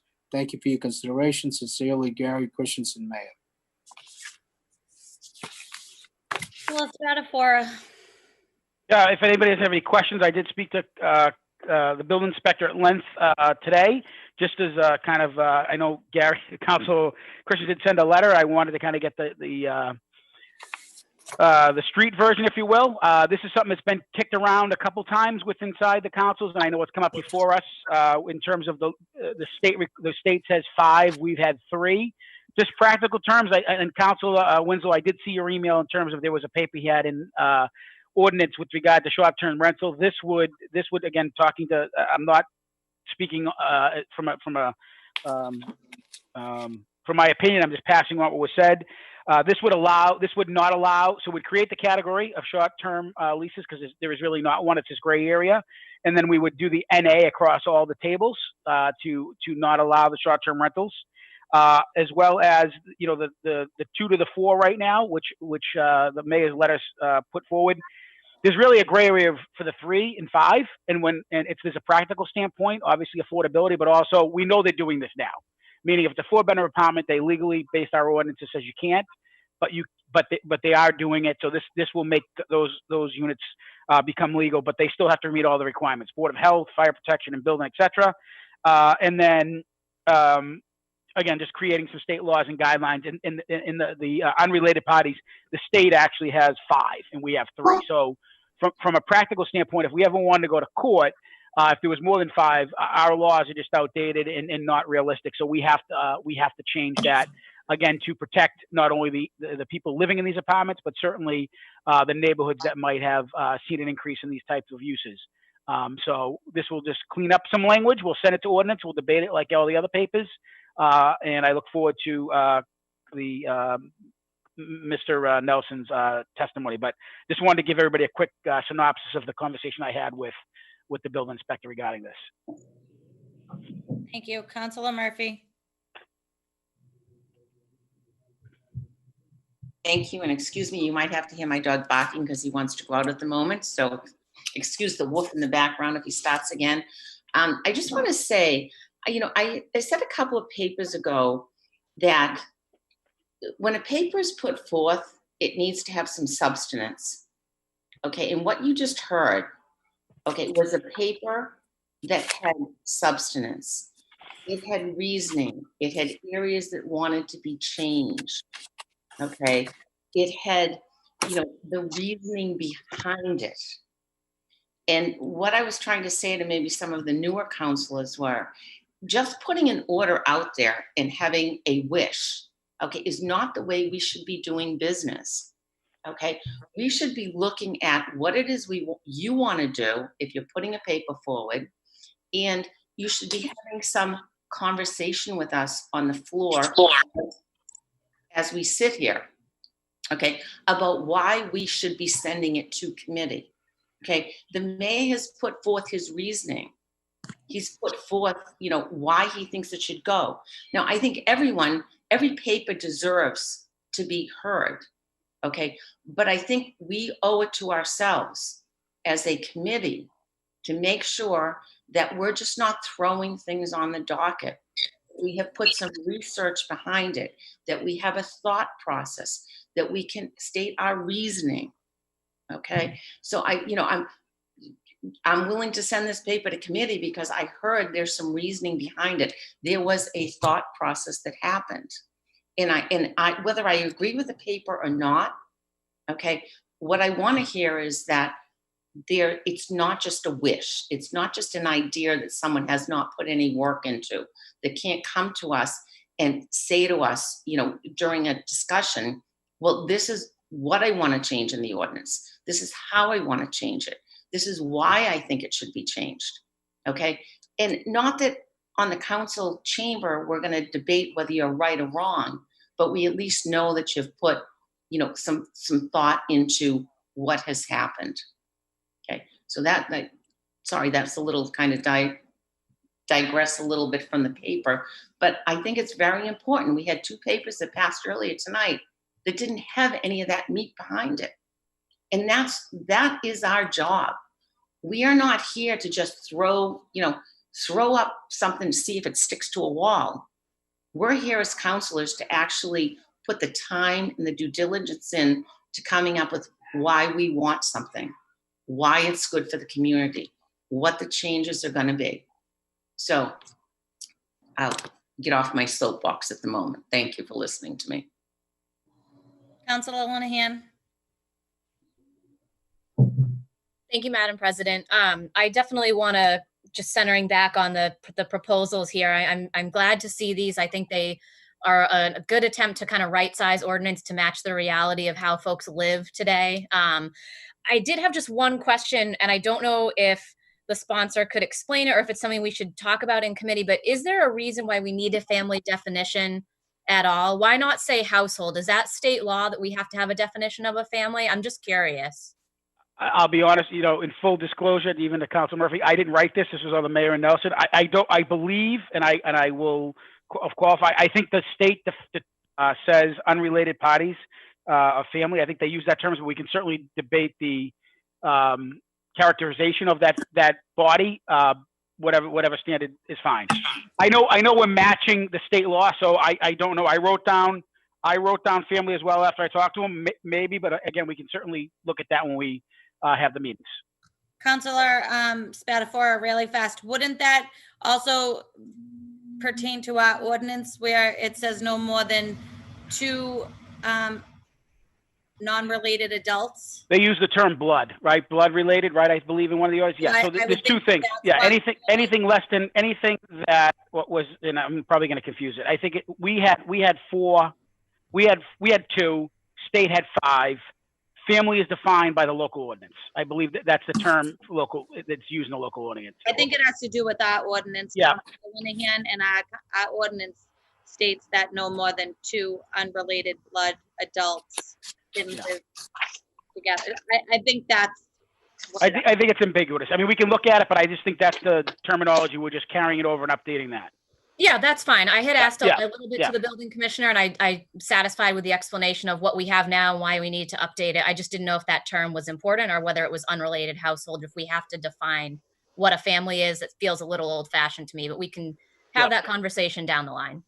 Yeah, I think the state uses the term occupies 1 family, 2 family. I think that's a state 1 family, 2 family verbiage. But again, certainly something we can look at in terms of characterization of what a family is. You all set, Councilor Linehan? Yes, thank you. Okay, Councilor O'Malley. Thank you, Madam President. I can add a little color to this conversation. So the reason why we have to update ours from 2 unrelated individuals to 4 is because of a lawsuit called City of Worcester versus College Hill Properties. And in that particular case, it was an off-campus house at Holy Cross where the city tried to shut it down because there were 4 unrelated adults. And the court found that 4 unrelated adults have the right to live in an apartment. So ours says 2. Whenever we try to write a violation for that, it gets struck down in court. So this is bringing our ordinance in compliance with the case law. So I'm in support of this. I think it's a no-brainer. And I look forward to talking about it in ordinance. But I do also, if I may, I'd like to respond a little bit to Councilor Murphy's statements earlier. I think that one of the goals of having subcommittees is to bring ideas to the subcommittees and then have that individual, like, specialized group kind of work on it. And maybe not all of us have the same skill sets, and so it helps to, I think, have a collaborative process in committees, kind of like the parking discussion. You know, our parking discussion is pretty amalgamous, and it's not something that each one of us is going to be able to solve. So it helps to kind of bring it together and have those conversations, get the brainstorming events occurring. And so I think that there's a place for very specific rewritten ordinances like this one that was written by Nelson, and then, you know, ones that we write ourselves and work together on. So I see both sides of that. Thank you. Councilor Kamel. Yeah, and I'm not an expert on this. I just wanted to talk a little bit about the related versus unrelated. I believe in some of the conversations I've had over time here is that, however it's defined, so it is a bit murky these days, but what a family is, you cannot limit how big a family can be. So if it's an actual family, they're free to have 15 kids if they want to, and you can't tell them they can't live there. So you do have to sort of confine your regulation to people other than families, because you can't tell them they can't have a large family. Thank you. Councilor Winslow.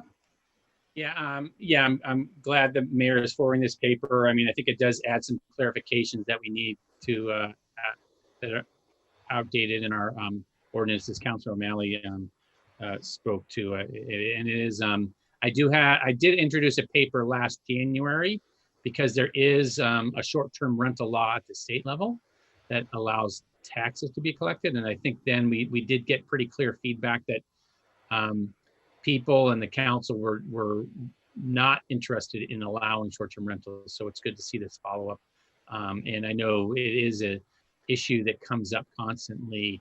You know, I'm very much in favor of making sure we have long-term housing, and I do want to make sure we don't lose long-term housing to short-term rentals, as has been happening in many communities. So thank you.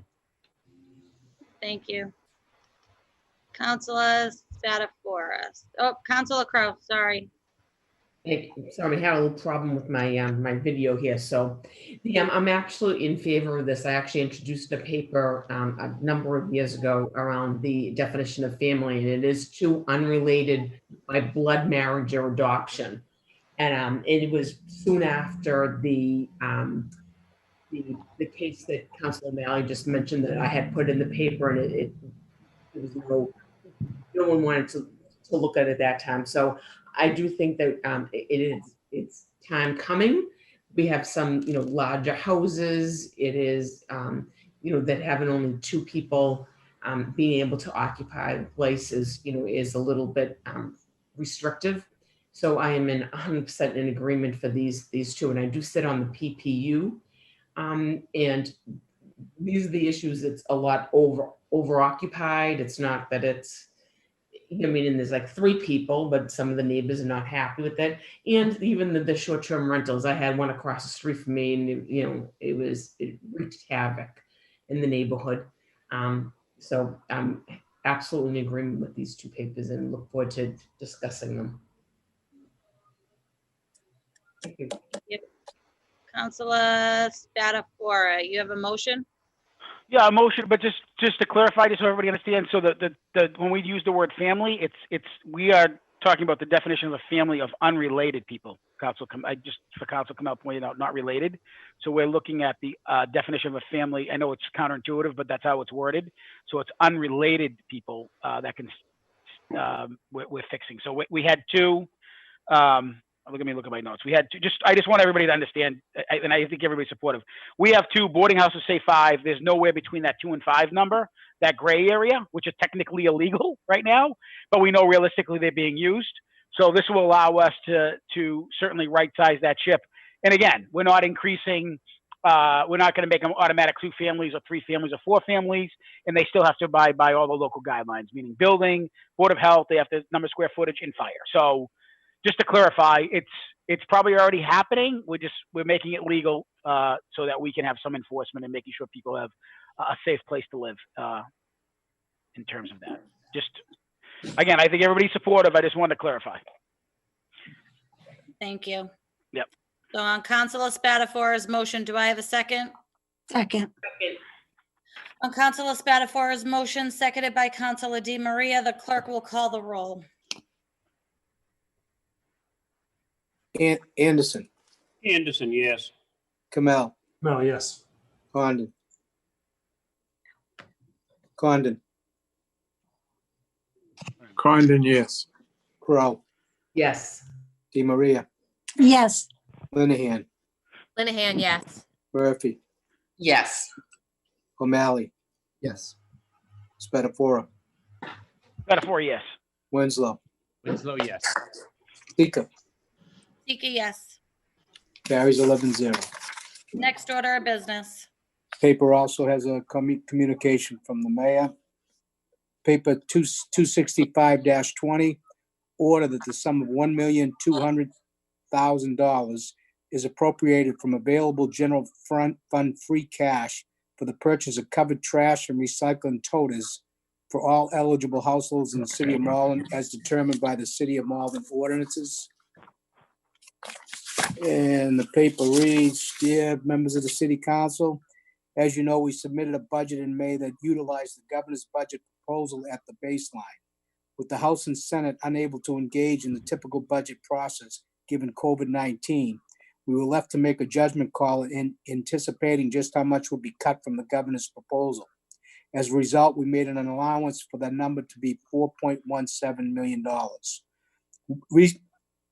Recently, we received word from the State House that in order to allow cities and towns to move forward with the FY 2021 budget, they were committing to local aid funding, Chapter 70 and unrestricted local aid equal to that as FY 2020.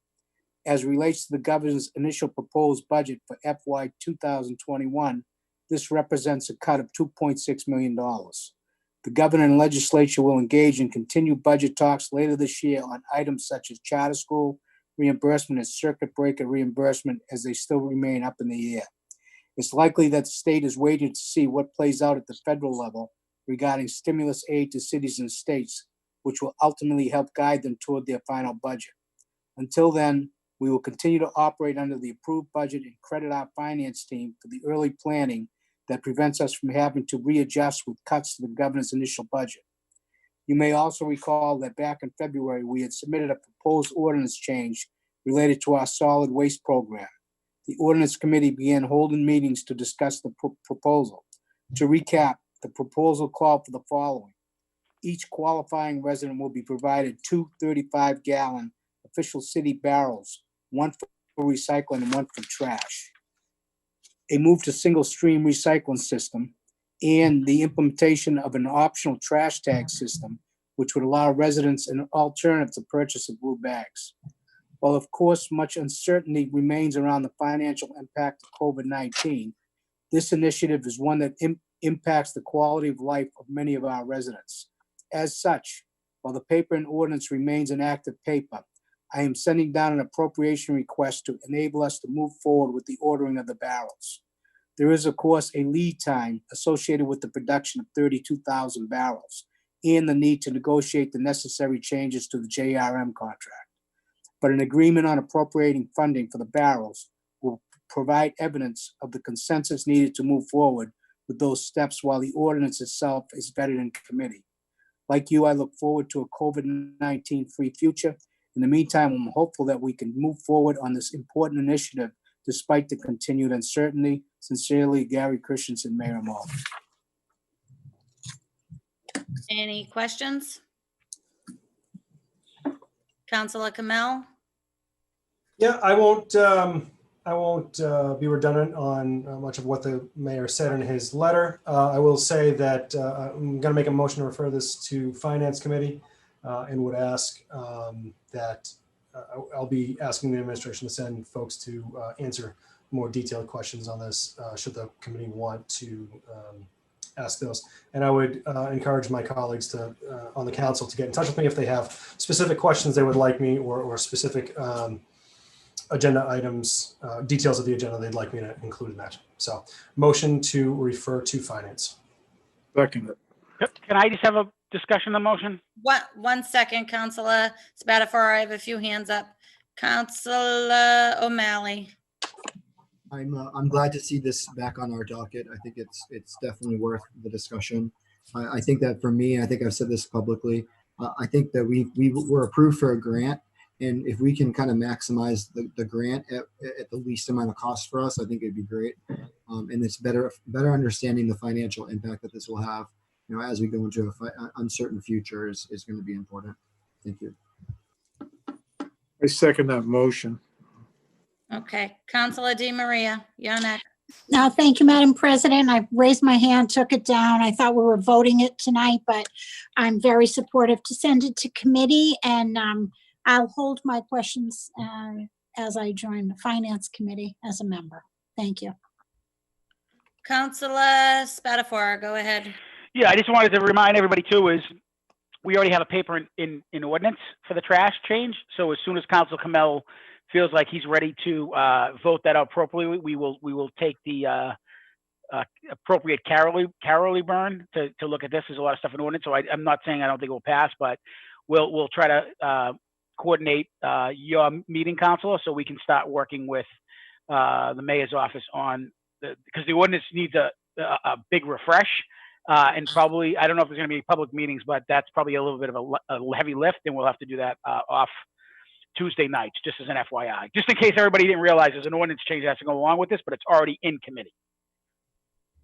Right, and just as a point of information there, I would intend to start this as soon as possible. And when you say public input, I don't know if public hearing or public input is the right way to say it. You're talking about in ordinance, or would you suggest we would have I don't know if there was any citizen, because I think Council Di Maria, didn't we have a meeting? It's actually, yes, thank you, Councilor Spatafor. It actually is still in citizen engagement. So when we get our final, discussions in finance and simultaneously correct the ordinance, simultaneously go out to the community once again. We have held one or two meetings, and then it was tabled and adjustments were made. So, Councilor Kamel, really fast, if I could. I think that the more important discussion for this topic is the finance paper, because that's going to allow us to actually have the barrels start the making process. Right. I was going to say, I think it could be decoupled. So we can have the discussion in finance regarding the borrowing or the just the use of the funds. Right. And that, I agree with that. That's kind of the point I wanted to make. When we get the go ahead for that, then we can fine tune the ordinance with the Citizen Engagement Committee and the Ordinance Committee and still be perfect. I think it's, agreed. I'm pretty sure pre-COVID, it was a couple months for the barrels to be made. I'm assuming it's probably that, if not more at this point. So we'll have plenty of time to do that, but I think the more important pressing issue is the finance paper. Yep. I agree.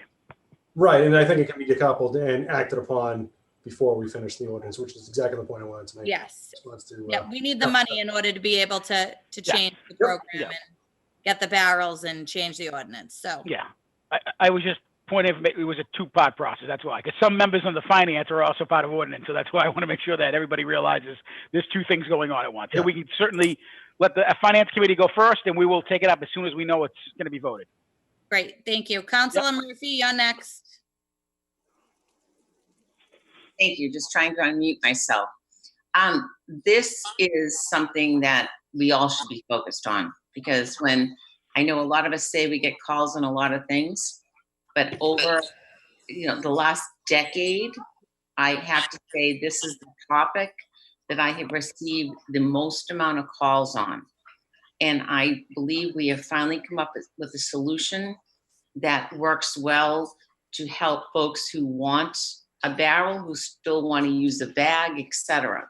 So when you talk about quality of life issues, okay, this is a huge quality of life issue for all of our residents, and not just a few, but everybody, because we all have trash. So I am happy to see this paper on here. I'm full support of it, and I can't wait to see it move forward and have us finally, be able to do something that our residents want, that our collective residents want us to do, to be able to change how they're currently disposing of their trash. So I'm in 100% support of this. And I hope that this is one of the things that we focus on, because this is something that really impacts everybody. Thank you. Thank you. Councilor Di Maria, you're next. No, I'm sorry. Do I have my hand up? I do apologize. Oh, sorry. Okay. Yep. Okay, so on Councilor Camille, you made a motion. I did, made a motion to move to refer to committee. Okay, and who seconded that? Council Condon. Councilor Condon. On Councilor Camille's motion, seconded by Councilor Condon, the clerk will call the roll. Anderson, Yes. Kamel, Kamel, yes. Condon, Condon, yes. Crow, Yes. Di Maria, Yes. Linehan, Linehan, yes. Murphy, Murphy, yes. O'Malley, Yes. Spatafora, Spatafora, yes. Winslow, Winslow, yes. Sika. Yes, Carries 11-0. great. Next order of business. Paper 262-20, resolved that the ordinance committee work on developing the following housing stability strategies: inclusionary zoning, accessory dwelling units, and reducing parking requirements around public transit hubs. Council O'Malley. May I? Yep, go ahead, Councilor O'Malley. Thank you, Madam President. So this gets back to, I guess, some of my earlier statements. We all have different skill sets and we all have different ideas. And I would like to work with y'all as my colleagues to figure out how are we going to make Malden housing more stable. I think what we've seen, at least in my neighborhood, a lot of evictions in the works. We've seen a lot of questionable things done by property owners recently. And we also have a circumstance where we have landlords who are maybe not getting paid what they need in order to pay for their home. And it's a horrible situation for everyone, whether or not you're a tenant living in these apartments or if you're a small landlord who is unable to make their mortgage payments because of the fact that we are living through an unprecedented pandemic. So my hope is that we use the momentum, we use the unfortunate situation that we are in to fix the situation. Just as a little bit of history, Councilor Di Maria and I tried to pass inclusionary zoning in 2016. And the feedback that we got was that it was not Malden specific enough.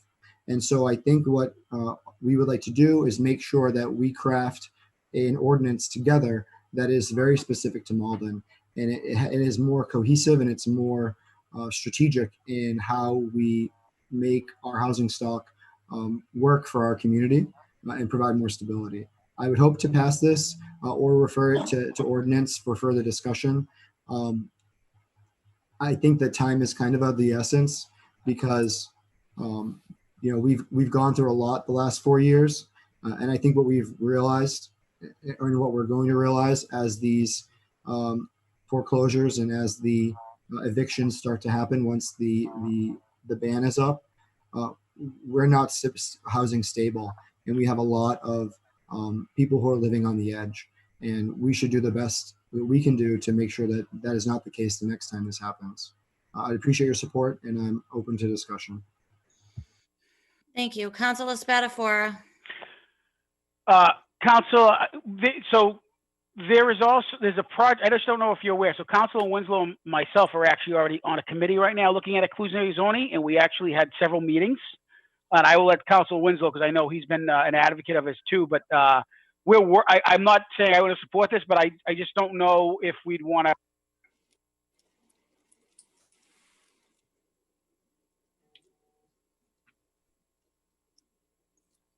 How did we lose Councilor Spatafora's voice? I lost Councilor Spatafora. Yes, Yeah, I Councilor can't hear him. Spatafora.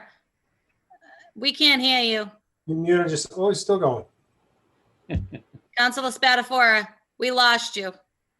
Thank God. Fix your headphones, Councilor Spatafora. We can't hear you. Fix your headphones. Skip them. Oh, God, and you crack me up.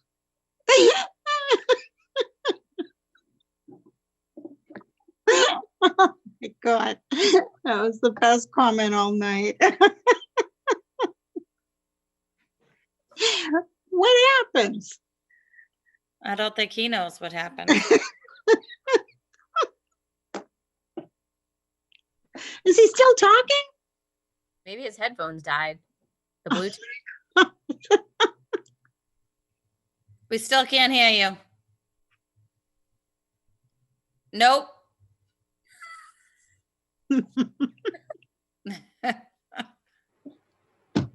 We can't hear you. Make a motion, we skip them. Second.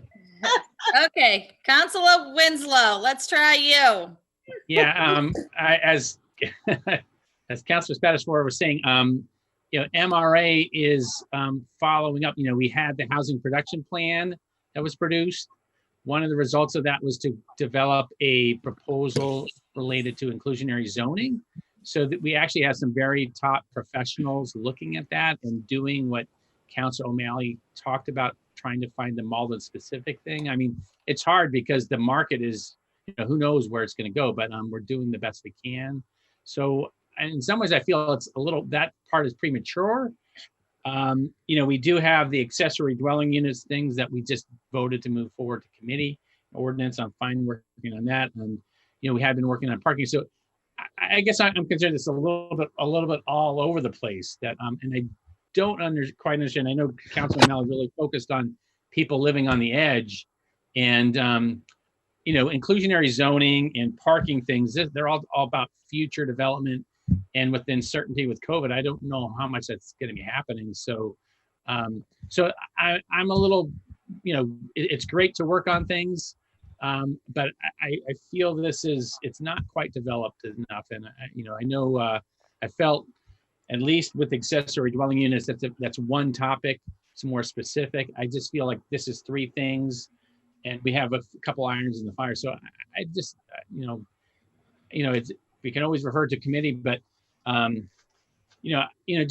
found, last year I worked on on the co-housing thing, and that took a lot of effort to convince you all to move forward with that. So if Councilor O'Malley is willing to put in that level of energy to then come up with specifics and ordinance, and then then we're going to have to go to the planning board in joint meetings. It takes a lot of effort to put together a proposal there. So that's it's great to have the ideas, but it took quite a lot of effort. And accessory dwelling units and inclusionary zoning are going to be enough just to tackle those. So so that's my concern. We're do we really have the bandwidth right now to tackle all three? Like I say, inclusionary zoning is on its way. We should be, that study is well underway. We should be set to get something by the end of the year, if not sooner. I think we can tackle accessory dwelling units. I think it's just a lot to take on all at once. Thank you. Thank you. Let's see, who's next? Councilor O'Malley again? Hold on. I think it was Councilor Murphy. Councilor Murphy, go ahead. Thank you. And thank you, Councilor Winslow, because you just were beating the same drum that I have been beating the last two papers. Okay. We as a group should not be coming to the council docket with ideas. We should be coming to the council with suggestions. We should know where we want to go, what we want to do, etc. Because as you said, it takes a lot of work. You can't just come up with an idea and throw it to an ordinance committee that somebody else is chairing and expect them to run with it. It needs to have some depth and breadth to it. And if I can get nothing else across to the junior councilors tonight, is don't just throw things on the city council docket, okay? Come up with what it is you want to see happen, okay? What does it look like? Give us something to put our teeth into, okay? And that's exactly what Councilor Winslow is saying. And I want to reiterate that once again. We are going down a bad path here, setting precedents, just sending things off to committees, okay? When the sponsors haven't put the work into what really needs to be done to give the rest of us an idea of how they want to move forward. So, Councilor Winslow, I totally agree with what you just said. Thank you. Thank you. Councilor DiMaria. Thank you, Madam President. I'll make it quick through the chair. I'm just wondering if maybe Councilor Winslow at a future meeting could give us an update on this Housing Production Committee and see where we're at so that we're all privy to the great work that they're apparently doing. I would be happy to. I can talk Thank to you. Evan from MRA. Like I say, we're well over halfway in the study, so I can give more of an update, but we've made a lot of progress actually. So Thank you. Thank you very much, Councilor Winslow. Thank you. Councilor Kamel. Yeah, I would just like to say I do agree with Councilor Winslow. I want to thank Councilor O'Malley for his ambition here and generally agree with the sentiment, but I do agree with Councilor Winslow. We've got to sort of make sure when we go forward with something we're getting it done. I also would like to just gently disagree with painting quote unquote junior councilors with a broad brush. We're all city councils. We don't have different voting power or different weight here based on our age or our tenure. We all have equal amounts of votes. So I would just sort of like to gently push back on that one because, address what your issues are with particular councilors. Don't just paint us with a broad brush. Those of us who are quote unquote junior. Okay, thanks. Thank you. Councilor O'Malley. Thank you, Madam President. When it comes to the all-encompassing nature of the housing stability strategies, I did that because I think that that's what's necessary for us to get ahead of the crisis that we're facing. One of my favorite architects, his name is Daniel Burnham. He's from Chicago. One of the quotes he says, or he said, was "Make no little plans. They have no magic to stir men's blood, and probably themselves will not be realized." I think that where we are right now with COVID-19 and where we are as a community and the fact that we do not have a very stable housing structure, it's kind of all hands on deck. And it's not so much that we're not willing to do the work. I think it's as a body, we need to have more direction in terms of what are we going to work on. I personally would like to work on inclusionary zoning, accessory dwelling units, and reducing parking requirements around public transit hubs. Luckily, there is a lot of applicable knowledge in this body to get this done. And the reason why I put this on here as a resolve and not as a ordinance change is because I'm trying to get the temperature for the body. As you said, Councilor Winslow, it's a lot of work to do this. I've done a lot of work in the last 5 years on the council to see some of it not necessarily come to fruition. So the first thing I'd like to know, is this body willing to take these bold steps to make our community more stable? If the answer to that is no, I don't think I'm going to put in all the work to write these ordinances because it's just not a priority for the body. I'd like to know that. So I would move the question to pass the resolve. If it fails, I'm okay with that. I just want to know if I should put the work in. Thank you. Okay, thank you. So on Councilor O'Malley's motion to pass the resolve, do we have a second? Second. Second by Councilor DiMaria. The clerk will call the roll. Anderson, No. Kamel, Kamel, no. Condon, Yes. Crow, No. DeMaria, yes, Linehan, Linehan, yes. Murphy, No. O'Malley, O'Malley, yes. Spatafora, No. Winslow, Winslow, no. Sika, Sika, no. fails 7-4. Next order of business. Paper 263-20, resolved that all City of Malden boards and commissions, subject to the open meeting law, continue to offer the option of remote participation to members in the public until such time as the governor's emergency order is lifted in the Commonwealth of Massachusetts. Councilor Linehan. Thank you, Council President. I would be willing to withdraw this in light of our earlier discussion and full discussion around other boards and commissions into the tabled paper that have agreed to continue working on. I had filed this as a resolve because I think it's outside our purview to really talk about what other boards and commissions do.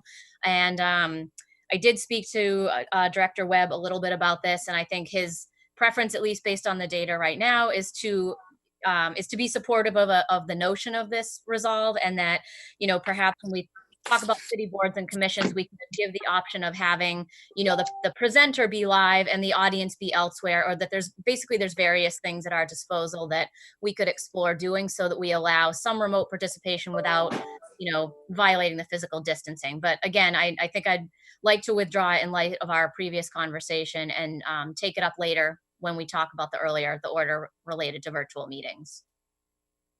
Okay, Councilor Linehan's motion to withdraw. The clerk will call the roll. Anderson, Yes. Kamel, Oh, yes. Condon, Condon, yes. Crow, Yes. DeMaria, yes, Linehan, Linehan, yes. Murphy, Murphy, yes. O'Malley, O'Malley, yes. Spatafora, Spatafora, yes. Winslow, Winslow, yes. Sika. Sika, yes. Withdrawal passes 11-0.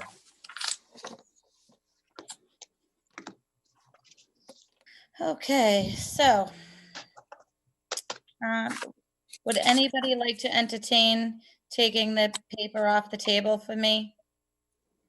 I mean, make a motion that I can entertain. Councilor Crowe. We take paper number 462 of 19 off the table. Thank you. I, over the summer, I had the ability to meet with Moses and go over, this was, Vote on taking it off the table first. You gotta sorry. vote on it. Thank you. It's almost 10, I know, I'm sorry. What's the Okay, so on Councilor Crow's motion, seconded by, What's the paper? Condon. say that again, Councilor O'Malley? What is the paper? What's the topic? The paper is Want me to read it? 46219. It's a petition from Massachusetts Electric Company, DBA National Grid North for 150 Oliver Street. Okay. I'll second it.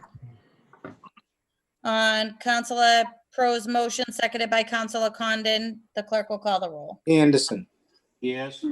Kamel, No, yes. Condon, Condon, yes. Crow, Yes. DeMaria, yes, Linehan, Linehan, yes. Murphy, Murphy, yes. O'Malley, Yes. Spatafora, Spatafora, yes. Winslow, Winslow, yes. Sika. Sika, yes. Carries 11-0. Thank you. Thank you, Councilor Crowe. Over the summer, I had the ability to speak with Moses from National Grid when we had the public hearing towards the end of, I think it was June last year, well, a few months back. We were unsure, and he was unsure if they were going to be placing small cell antennas on the new pole at 150 Oliver Street. They have confirmed to me that there will be no antennas being put on this pole. It's just a new stub pole that will be supporting the existing pole line that's already there, and I am okay with it.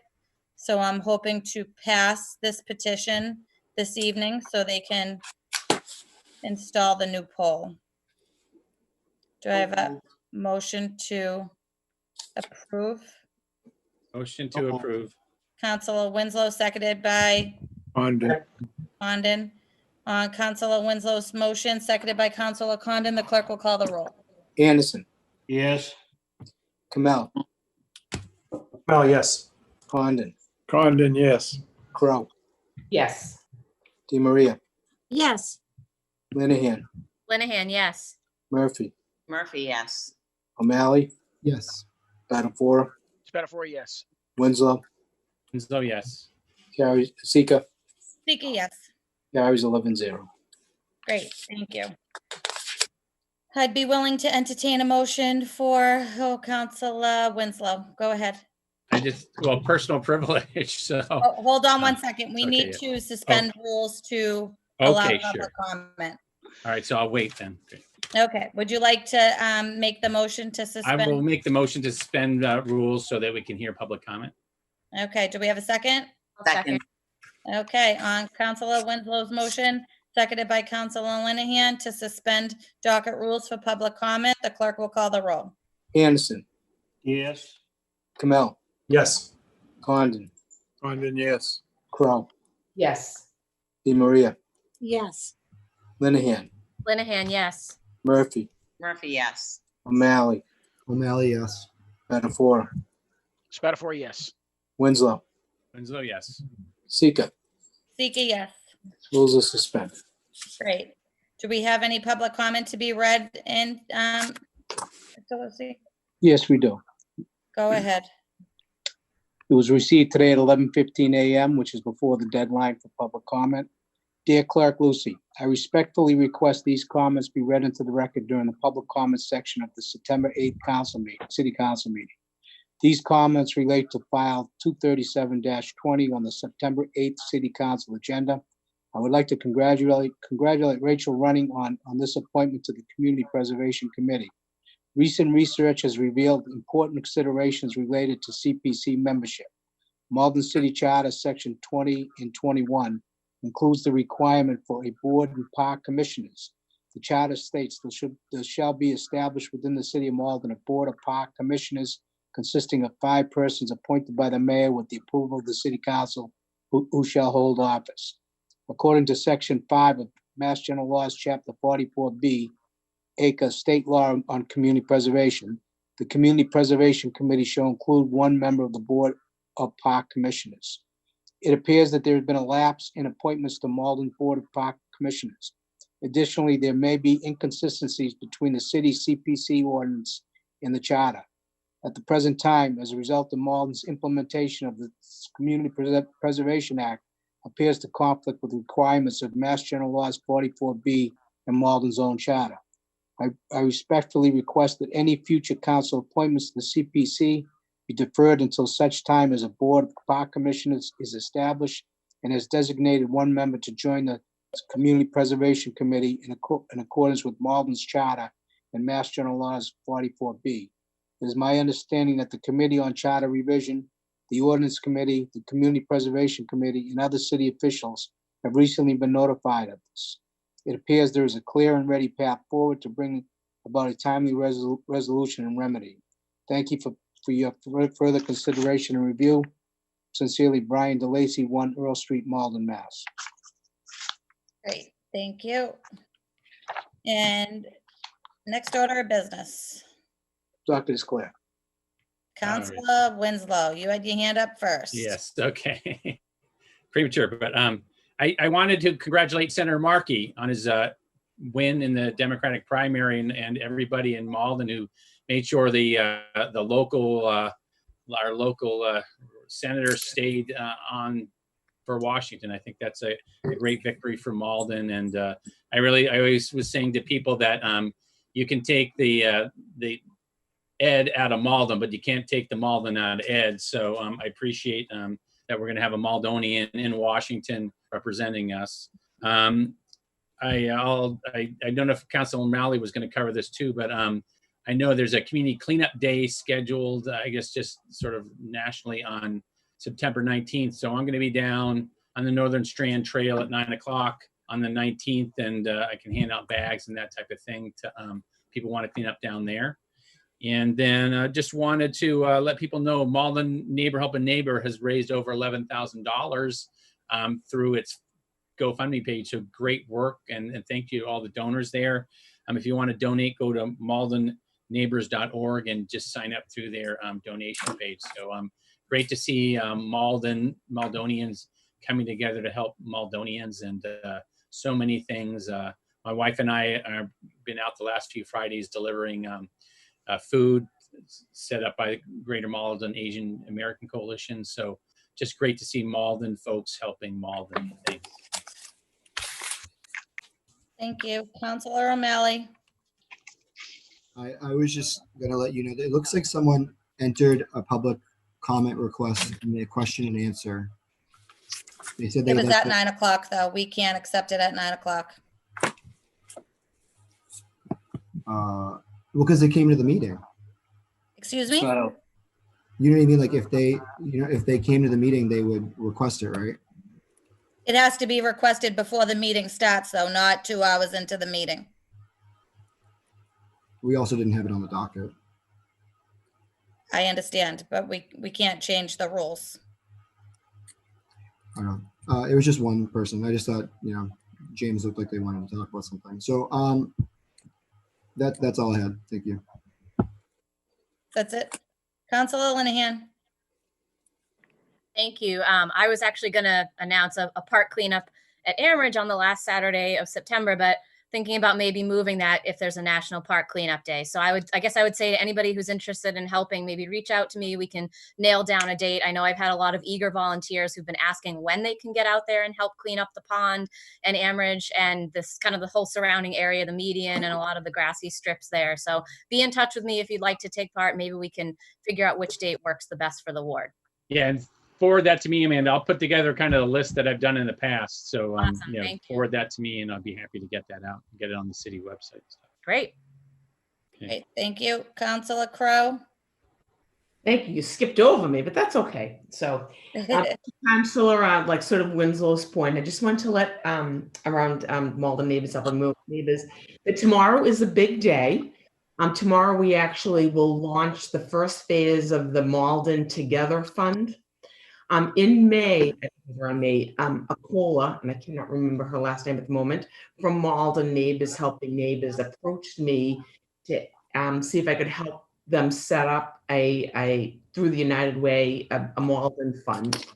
And as you recall, just before we recessed, we had some from that group come to the city council to really encourage the city to be working on this. So over the summer, I've been working with Maria Louise with the support of the mayor, as well as with Sarah Link and Sarah Barkley from the United Way, who is setting up the landing page and will help get the word out about donating to the fund.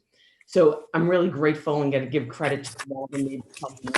They really got that ball rolling and initiated this project. So let me just tell you just a little bit about the Malden Together Fund. Malden's lucky that we have a lot of nonprofits that support our community. And we're working in collaboration with some of the key nonprofits that have been doing some of this work around food, rental assistance, third-party bill pay, and support for our elders.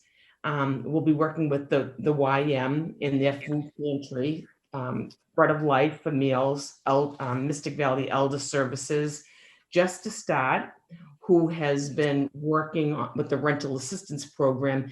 And what they're going to be doing, well, besides the rental assistance, will help to support landlords to access resources. And we'll be working with ABCD, who has extensive experience in third-party bill pay. So the United Way has done this in a number of cities, and usually they've seeded the fund by like $20,000, but they really do believe in Malden, and so they've dedicated $50,000 to start the fund. In phase one, we'll be working on raising money, so I'll be calling all of you, but anyone that wants to donate can tomorrow morning can go on unitedwayofmassbay.org and click on the COVID, and then you'll see Malden's. And there's a number of ways to donate through that site. The funds, the funds go to you all the way, so that actually you could take it off your taxes. You'll get, something that you've donated to the United Way. And the United Way is not taking any admin money for this. They are managing the funds and will be sending it to the appropriate nonprofit that we've already vetted for, as the needs.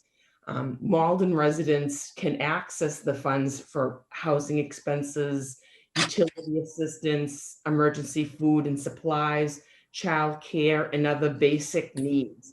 So once we have finalized the implementation plan, which is phase 2, and we're almost there, families can still go onto the unitedwayofmassbay.org, and you can click give, or you can click get help. And then they can fill out that application, and then all the money will be going to support the Malden family. So I'm really grateful to, like I said, Malden Neighbors Helping Neighbors for getting the ball rolling, and to the United Way, and to Maria Louise, who's been working on this with me for the whole summer. So I'm very excited. So I will send it all out to you tomorrow when it goes live. Thank you. Councilor Spatafora.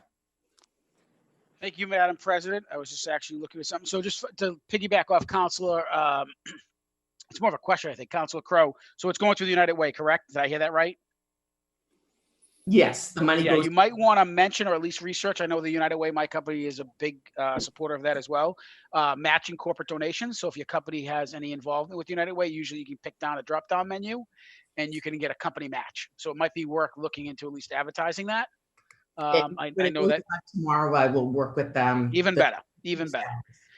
I do want to call out a couple grants that the city had, and I don't have the firefighter one in there, but I know the chief, in particular, new chief, did a great job in terms of assisting getting a new grant for the fire department in terms of matching grant for radios, and he's already paying dividends in terms of allowing us, Chief Sullivan, to secure funding that I think everybody realizes this day and age is always important. So I wanted to give him a shout out, and I apologize I didn't have the text in front of me.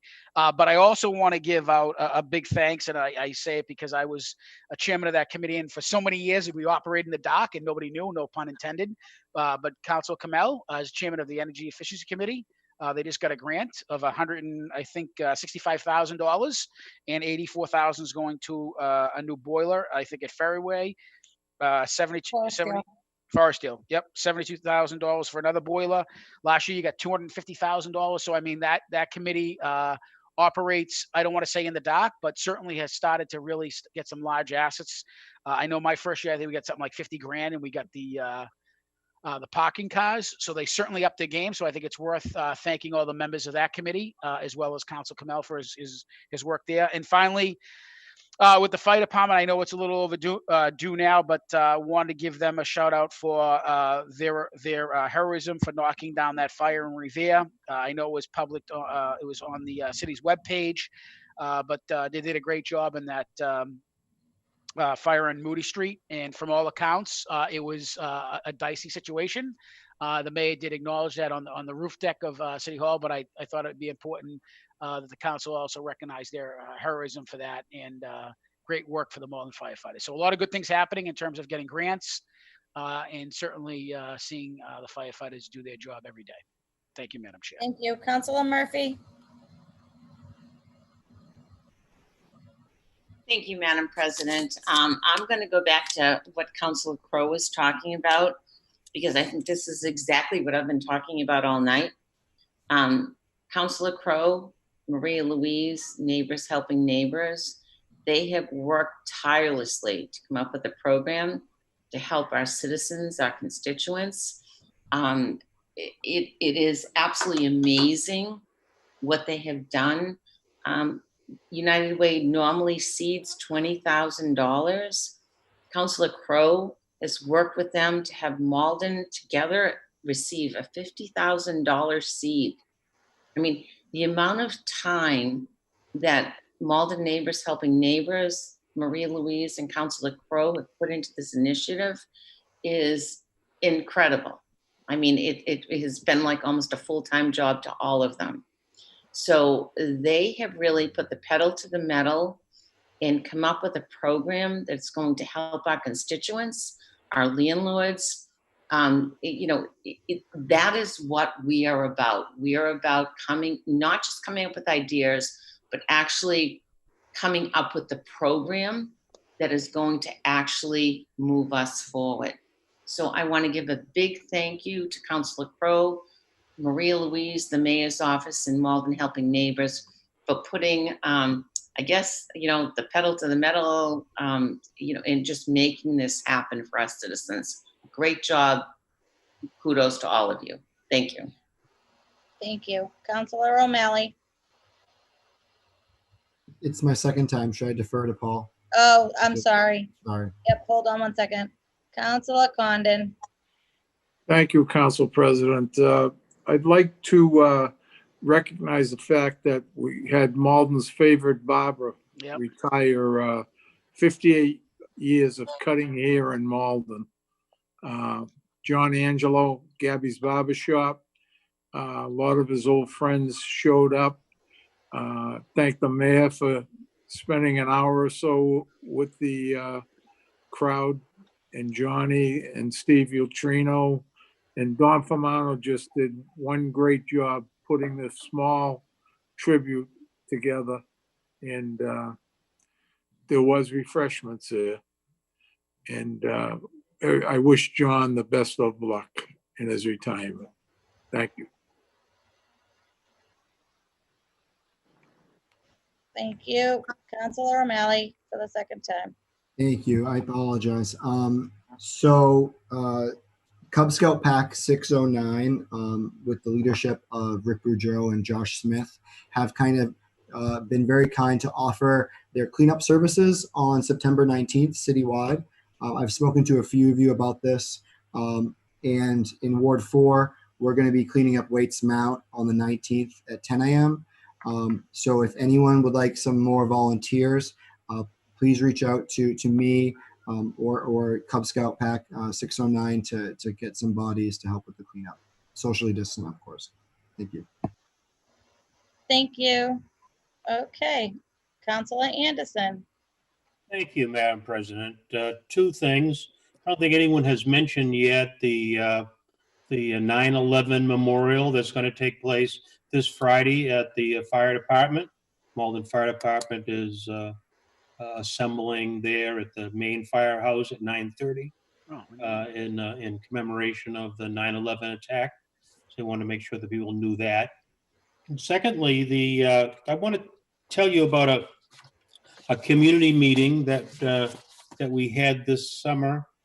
Board of Health Director Chris Webb and I sponsored a meeting with residents in Ward 7, where we were dealing with the ever-growing problem of rodents in the area around Lincoln Common, the streets around there. We had a community meeting. It was outdoors in the park, where we had about 50 of the residents that came out and heard what the city was doing in terms of putting the pesticides into the storm drains to deal with the rats. I'm going to straight out, there were rats coming out of the storm drains that needed to be dealt with, and also messages to the residents about how we all need to be keeping our property up and keeping the grass cut.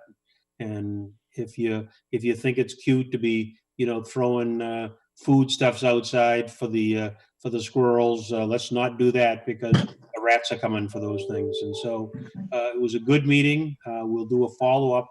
The results look good, and I want to thank Chris Webb for joining me with that. The mayor was there, and it's interestingly enough, although that the idea of the rodents was the purpose of the meeting, much of the meeting was centered around what are we going to be doing with the pay-as-you-throw, and when are we going to be getting the hard barrels and such. And so the paper that moves that discussion into the finance committee is certainly so timing. So we're in a pandemic, but we're moving in the right direction. And this has been 3-hour meeting, councilors. So we've had enough for this evening. Thank you. Thank you. Anyone else wish to speak?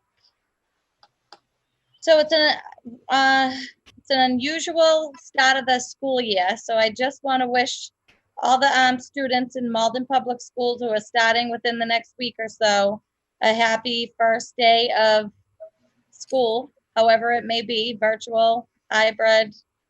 I'm not sure, where you're going or how your school is playing out, but I've heard different programs for different schools throughout the city, and I just want to wish everybody a happy 2020-2021 school year. We have a motion to adjourn. Motion to adjourn. On Councilor DiMaria's motion to adjourn, the clerk will call the roll. Anderson, Anderson, yes. Mel, Yes.